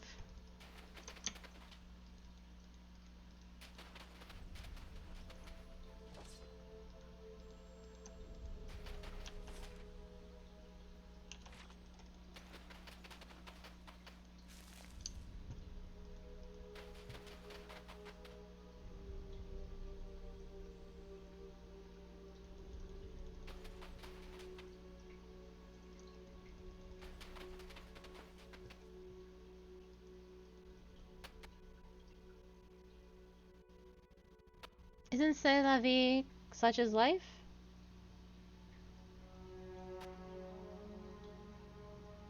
Yeah.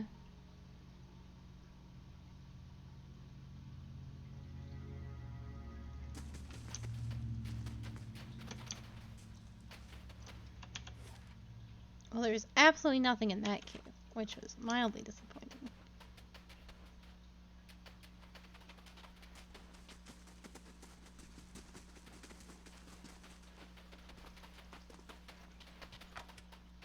A trap? Thou must be joking. Bears! Ain't that special?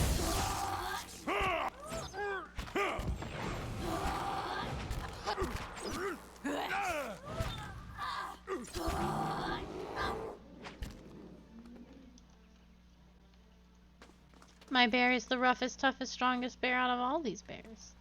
We'll be taking no questions.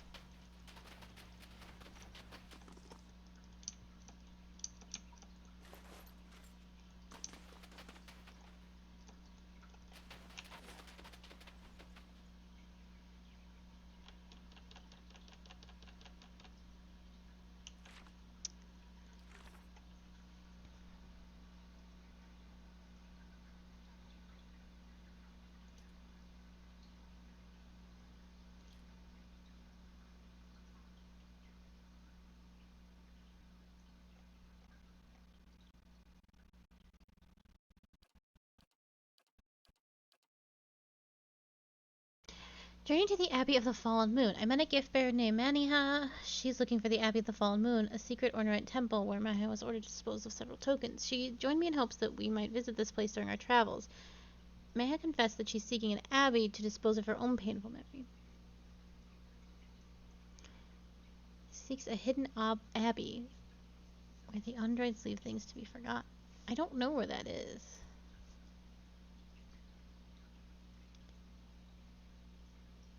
Oh, the big ass snow dragon is right there. That I could not kill.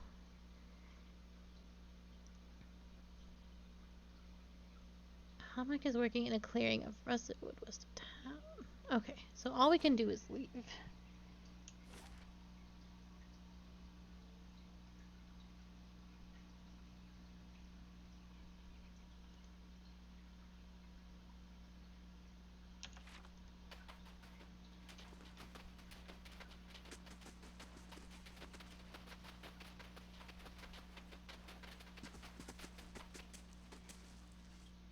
Did you know rabbit have no toe beans? No beans.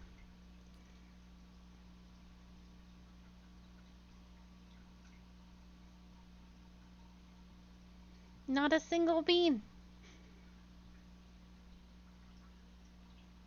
The greatest mystery of all. Who took the rabbit toe beans?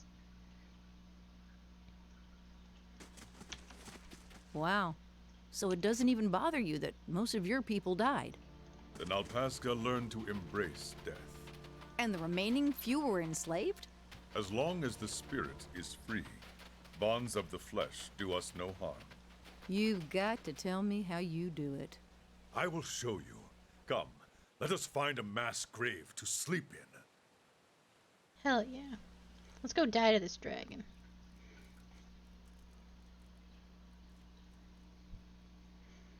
It'll go well with my continued lack of acceptable tanks.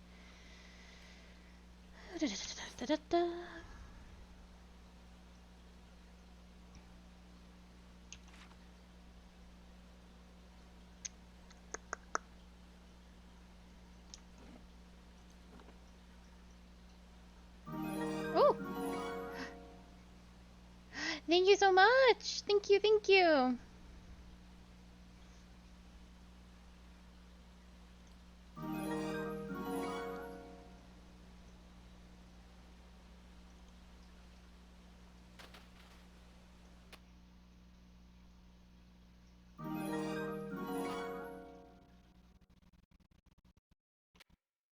That was very sweet.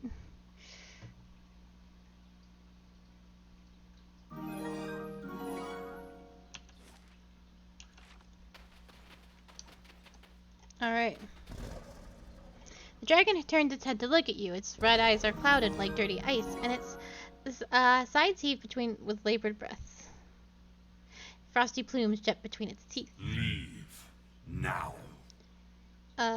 The only sound the dragon makes is a hoarse growl, but you hear it as clearly as if it were a spoken language. The beast bares its teeth. You look ill. I can still peel the flesh from your bones. The dragon coughs, sputtering the ice with crimson droplets. You see something femur-shaped stuck between its teeth.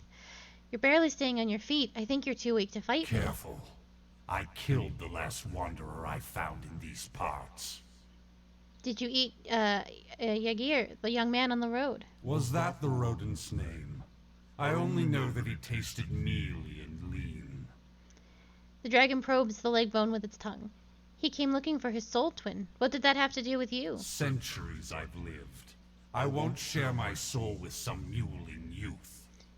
Wait, you're his soul twin. Why did you kill him? While he lived, his suffering became mine. And as he drew closer, his weakness infected my essence. I can never be strong while a soul twin of mine lives. I have always felt that if I had a soul twin, we would be good friends. I had not considered the advantages of being able to pummel them. I take it you've been through this before. Since I was a worm, sudden fits of agony and terror would paralyze me. I was a prisoner to experiences that weren't mine. The dragon's tail slowly coils and uncoils. Eventually, I noticed something similar in my fellow hatchlings. I felt their cries and shrieks become mine as they nipped and flew at one another. How did you become linked with your siblings? I don't waste my time with the mysteries of souls, what sunders them and how the turning of the wheel apportions them. What matters is power, survival. I killed as many of the other hatchlings as I could. I felt their pain, but I also felt parts of their souls become mine. Its slitted pupils widen at the memory. I slaughtered and devoured, and the scent of blood drove my siblings into a frenzy. Our nest became a maelstrom of chaos as we fought, dying and feeding together. At last, only a handful of us were left. We were sickened by all we'd consumed and suffered. The spines along its head flatten. What happened to the hatchlings that survived? I eventually hunted down some of my missing siblings. Others returned to me in other skins and other lives, as that boy did. Could you have grown stronger by uniting with your soul twins? Remaining fettered to them, hoping they never think to turn on me. Something churns noisily in the dragon's stomach. As interesting as this conversation has been, I've had enough of it. You're still weakened. Save your strength and leave me be. It looks at you, still crunching and splintering the bone between its teeth. Finally, it swallows the jagged mass. I'll take my chances. Neat. So this dragon's apparently stronger than the dragon that killed me yesterday. So, and it's also immune to tentacles, which is the most rudest thing that could ever happen to me. Take care of that. Take care of that. Right here. Hey, little bear. Do you want to... Good, good, good, good, good. She's dead. Fantastic.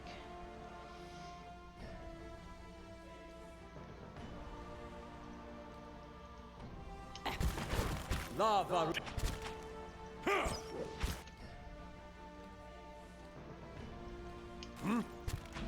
I'll kick it. See if he's really down.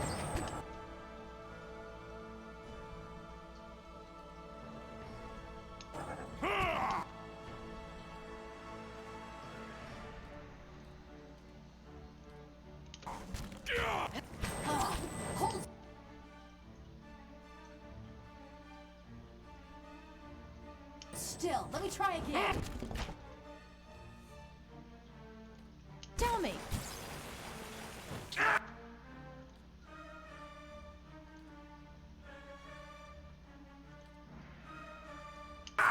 not succumb.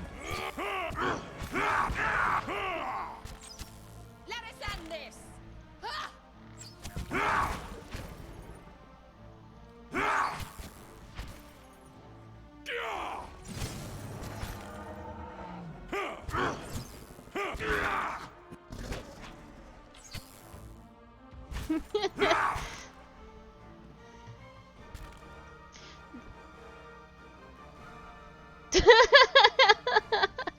I don't know. I wish I knew. I wish in my heart I knew how and why someone could become immune to tentacles. No, I knew that was going to happen. I thought it might be worth a try. We did live longer than the other dragon. Which is saying something. Yes. No, no, no, no, no, no, no, no. Yeah, he sure did.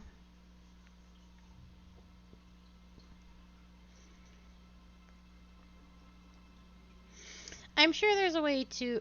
It feels like I don't have time to put buffs on everybody. And, like, get that sort of thing rolling. Because they're all so scattered when you run in. Way you're always clutching at that staff makes me think Mogren burned off the other one. That what happened? Oh. We're not all so afraid of the fire. Some of us see the beauty of its work.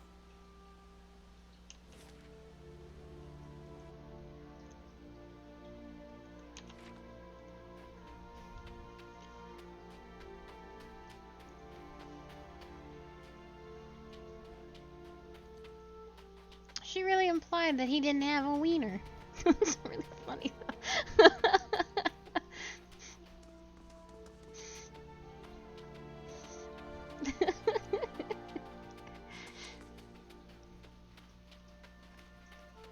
There's so many dumb jokes.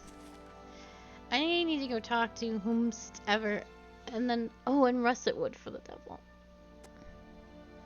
Should actually do the devil first, since it's right over there. I wasn't sure if I wanted to comment on it because it's kind of, but I had to. I had to ponder if I wanted to make mention. I'm like, she implied he didn't have a wee wee, and then we hope that I didn't dwell on it for too long, as we currently are. I know I didn't want.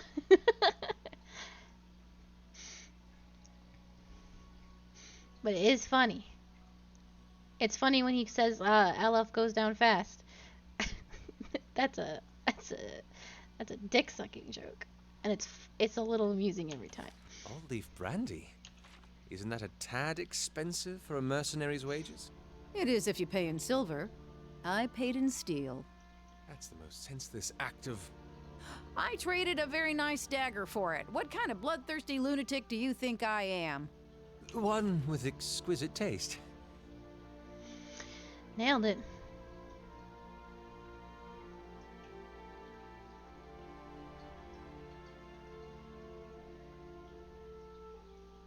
It's gotta be here, right? The Woodcutter's Grove.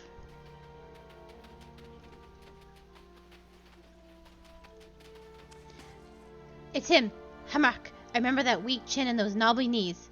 She stopped staring motionless at the figure among the trees. Vi, we best get primed for a bashing! How goes? The elven man emerges from the clearing and freezes, staring at the devil of Karak. For an elf, he's tall and rangy, with a weather-beaten face beneath stringy, greasy hair. The others with him turn, glaring and gaping at the bronze golem. Auroch's shadow. What's that wicked thing doing here? Hammock swallows a lump, bobbing in his neck. Why are you so nervous? It's a killer! Look, we don't want no trouble. Just trying to do our work. Beads of sweat have formed on his forehead despite the chilly air. We'd be much obliged if you'd leave us be. And take that thing with you. He looks at the devil with a mixture of terror and loathing. Enough! What do you see, Kasasagi? Is that the man who torched us? The devil sways on her feet, her whole body moving around the axes of her ankles. Though she's talking to you, her attention, a concentrated sphere of essence, is focused on Harmok. Hammock, do you remember the village of Cold Morn? Everyone does. Let the Raid-Sarans into the Deerwood. What's that got to do with anything? I'm gonna just read your soul. He steps away from you, but your awareness reaches through his trembling skin and the feeble resistance of his fear. You see memories, snow-shrouded forests partitioned by fallen pines and firs, days measured by the steady swing of your axe. There are other moments too, recollections that flare up like a hearth's welcoming fire. There are children, spry and lanky like you, but still full of rowdy energy of youth. Together, you scatter winter bloom petals on a grave. You reach deeper into Harmok's soul. Years roll by.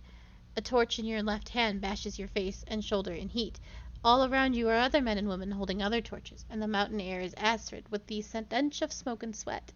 Rage billows off the others. It's been a fever in your blood for days now, exhausting you and invigorating you in equal measure. You're at the edge of that town, Cold Morn. It's hours yet before dawn, but the commotion has started to waken the village. Candlelight ignites behind frost-crusted windows, and haunted faces peer at you through the glass. You begin to doubt yourself. Just then a door slams. A villager comes racing through the streets, kicking up snow. With his stark white face and pale hair, he looks almost like a ghost. A line of torchbearers ripples as he gets closer. He picks up speed, but nobody moves towards him. You imagine him breaking through the road, shattering your ranks like the bad dream that brought you all here. You imagine waking up in your bed, the heat from your torch nothing more than the warmth of your wife sleeping next to you. Instead, the villager reaches the row of torchbearers a stone throws away from you. A woman advances from the line and buries her dagger in his neck. The rest of your fellows shout. Rage, memory, and bloodthirsty triumph boil up in you. You all came with a purpose. You came to bring justice to the traitors of Cold Morn. The next few hours are painted in colors more vivid than life. You put your torch to anything that stands, and your sword to anyone who runs. It is as if Margaret herself whispers in your ear and guides your hand. Exhaustion has almost cooled your rage when you spy a house at the edge of town. Only one of the buildings that hasn't already burned. It's flanked by knotty spruce trees, and the door is painted yellow. Yellow, the bloom of sunrise, the hue of your son's hair, the color of cowardice. Just then, someone barrels into you from behind. It's a man, someone you remember from your journey to Cold Morn, though you can't recall his name. He snarls at you, mad with indiscriminate rage, and it occurs to you that he's mistaken you for one of the villagers. You smash the window and hurl your torch inside. The other man has turned away. You think you hear a child shriek within the house, but it's impossible to tell above the roar of the riot. Hammock shivers as you pull away from his memory. His eyes are wide with guilt and fear. Spit it out, Kasasaki. What did you see? Her feet are rooted in the snow, but her limbs jerk and jangle. He burned down your house. She stares at Hammock. You hear only a whirring mechanism in her throat, but Hammock leans closer. What did you say? His mouth quivers. What did it feel like? The torch in your hand, the blade you carried. What did they feel like? A wild, inhuman scream echoes out from bizarre machinery of her throat. It drops Hammock and his companions to their knees when they cry out in terror. Gears squeal and crank as she rushes at him. I guess we're gonna kill them all.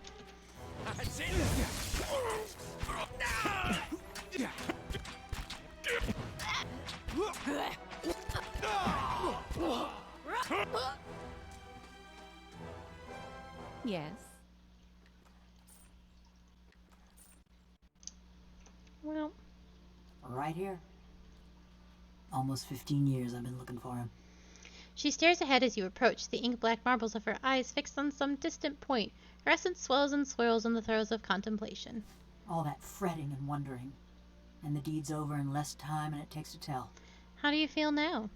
She says nothing at first, but you hear the dull clicking of something in her chest. I killed a lot of folk in my time. Felt their blood slick in my hands, smelled their flesh as it burned. She holds her hands in front of herself as they twitch and spasm. And I always used to imagine what it would be like to have Harmka under my knife, feeling his breath come hot and fast, smelling the fear ooze out of him. And? Couldn't feel a thing. His fading pulse weren't no more than a patter of rain to me. She shrugs, letting her arms clatter to her sides. What do you mean? This body, it weren't made for feeling. Gouging my fingers into Harmka's wasting flesh, his screams just buzzing in my skull. She flexes and unflexes her fingers in a few lightning-quick motions. All it did was remind me. Of what? That this is a madman's fever dream. Like a prison, but no, 'cause in a prison, you lay your head down and you feel the straw soft beneath you. Your flesh prickling in the cold, black bread crumbling on your tongue. She turns her arms in front of her, examining the scroll work on the back of her hands with horror and wonder. You're right. That sounds awful. I still dream I'm folk. I wake up some mornings wondering why I can't feel the floor beneath me, thinking I must have fallen and gone crippled. But then I lift my head, see a bronze corpse stretching out in front of me. She lowers her head, and a tremor runs through her. I'm sorry you have to go through that. It's not pity I want, it's a choice. She draws back from you. I dreamed too of what Galvino did that night. Those moments. I'd endure another cold morn if it'd spare me this fate. She rubs her hands together, tracing her even joints with her fingertips. What happened exactly? It was after I got caught in Stalwart. They'd locked me in a little house by the inn, the old mayor and his cronies. Her head dips as she remembers. When a crowd of them came for me in the dark of night, I was only surprised it had taken them so long. She hesitates. Only they didn't march me to no gallows. No. They snuck me to another house on the edge of town, real sneaky-like. That's where I met Galvino. She raises her head, her black eyes shining. He's the one who transferred your soul. Weren't nobody fonder of reminding me. He was fiddling with some machinery in his workshop. Had his sleeves rolled up even though it was cold enough to see your breath. Never actually looked at me until he started fitting some copper helmet over my head. By that time, the mayor's goons had me trussed up good and tight. Galvino was having himself a grand time barking orders at that lot. What?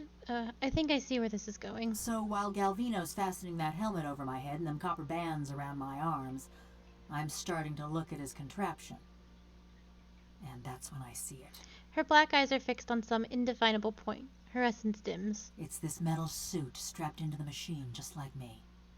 A cold, dead-eyed thing, all done up with fancy carvings and such. She shivers, her joints chittering.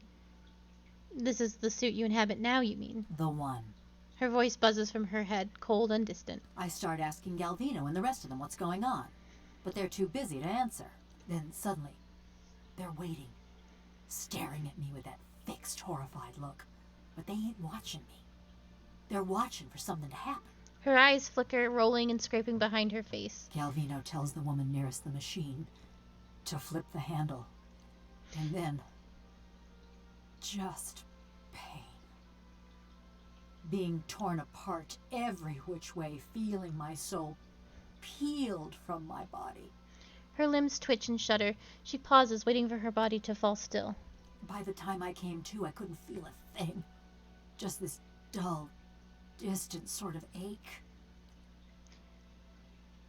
I heard the old man cackling and chattering. When I saw him looming over me, looking at me down with hungry eyes, I tried to scream, tried to swing at him. I think that was when I knew. She shakes her head and falls silent. And that's how you ended up here. Oh, yep. Sure enough, and how Galvino ended up in that little shack. The rest of Stalwart didn't take kindly to having a killer in their midst, nor to seeing their mayor and the army Valians strike a secret deal. They drove Galvino out, destroyed a fortune in machinery, and wrote a letter to the Academy in Salona, ruining what was left of his name. Still, he's lucky he didn't get a pelting. The old mayor fled too, and Stalwart's been as snug and cheery as ever.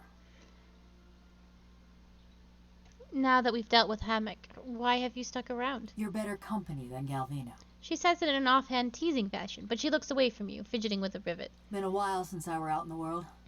Guess I'm keen on seeing more of it. Even if I'm stuck with a bleeding heart. Anyways, I've been wondering about that fortress. She looks away again, flexing a wrist joint. You're acting unusually coy. She's quiet, fixated on her squeaking joint. Near everyone thought it'd have just the thing they need. She ticks a list off her clicking fingers. Those villagers wanted to fix up their brook downtown. Galvino always thought it carried some great secret of Animanson. And all them adventurers came looking for fancy gear. What were you hoping to find? I don't know. Something to help me feel. Or forget. Effigy's eyes, maybe just something new. The tips of her metal fingers clack together. I just figured, with those dwarves being expert smiths and all, maybe they had something to unmake me. Put me back into my body. Perhaps we'll find something yet. You really think so, huh? Well, ain't like you to blast hot air. And that's that. Oh?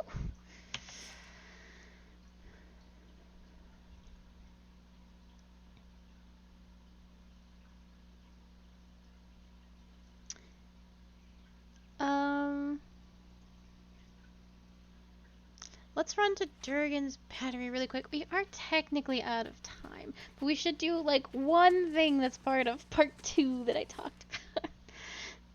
Yeah, let's go to the Battery very quickly and we'll talk to that woman there that's waiting for us. And then we will call it.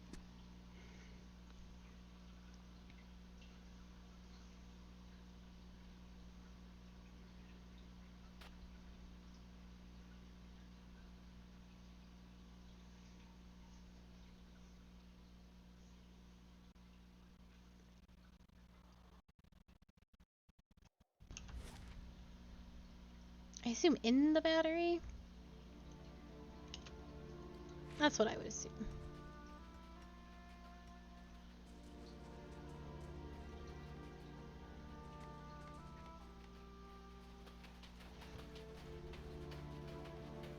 Oh no, this is new. Oh, it is. This is new.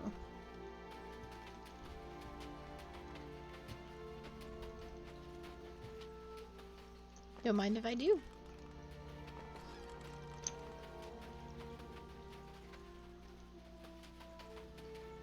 It's not so new, it's just people are working on it. That's neat. You want me to go back up there? After nearly losing my leg? You still got it, don't ya? Tell him. The back of the Orland's head is a patchwork of singed green-brown fur and dark scar-rippled flesh. She notices you and jumps back a foot. One of her staring eyes is gold and the other is hazel. She flicks her left ear, which is a little more than a nub on her skull. At last, she relaxes. Ha! Took you for one of them red Sarens. Then I saw you had all your teeth. She's shouting at you, but a friendly smile warms her face. She smells of sulfur and smoke. I'm Kasasagi. Hang on, gotta talk into my good ear. She yells even louder, swiveling a hairless but whole ear toward you. Now what was... Say, ain't I seen you somewhere? I love this woman. She scratches a bald patch on her cheek. I reignited the White Forge. That's it! Felt those aftershocks all the way in Stalwart. She closes her eyes rapturously. Must have been a real sight up close. All that fire. She takes a deep... She takes a deep breath. What are you doing out here? Oh, you know, clearing tunnels, blowing old barricades, just tidying up. She grins, showing all of her teeth. But soon, I've got to start testing the cannons. Her voice has dropped to a whisper, or at least her closest approximation of one. She clasps her hands together and looks up at the high tower with a nearly religious reverence.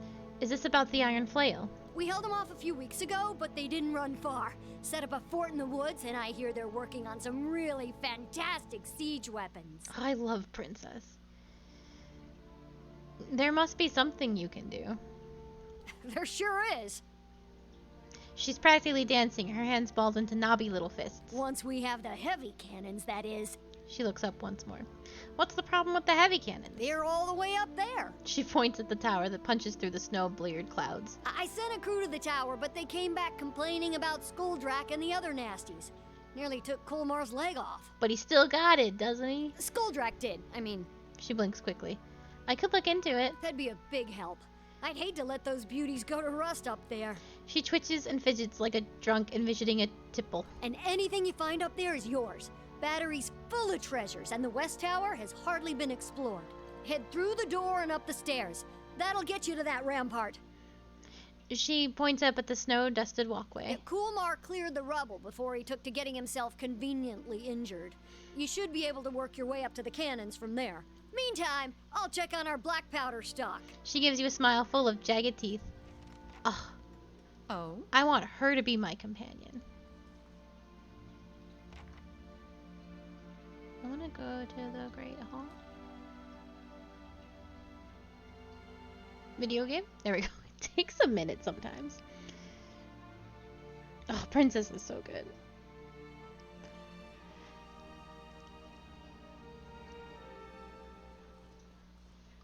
Certainly. I believe the stairs were... Oh, look, there's people in here now. I believe the stairs are up here. We aren't actually going to do this. I just want to get to a good place.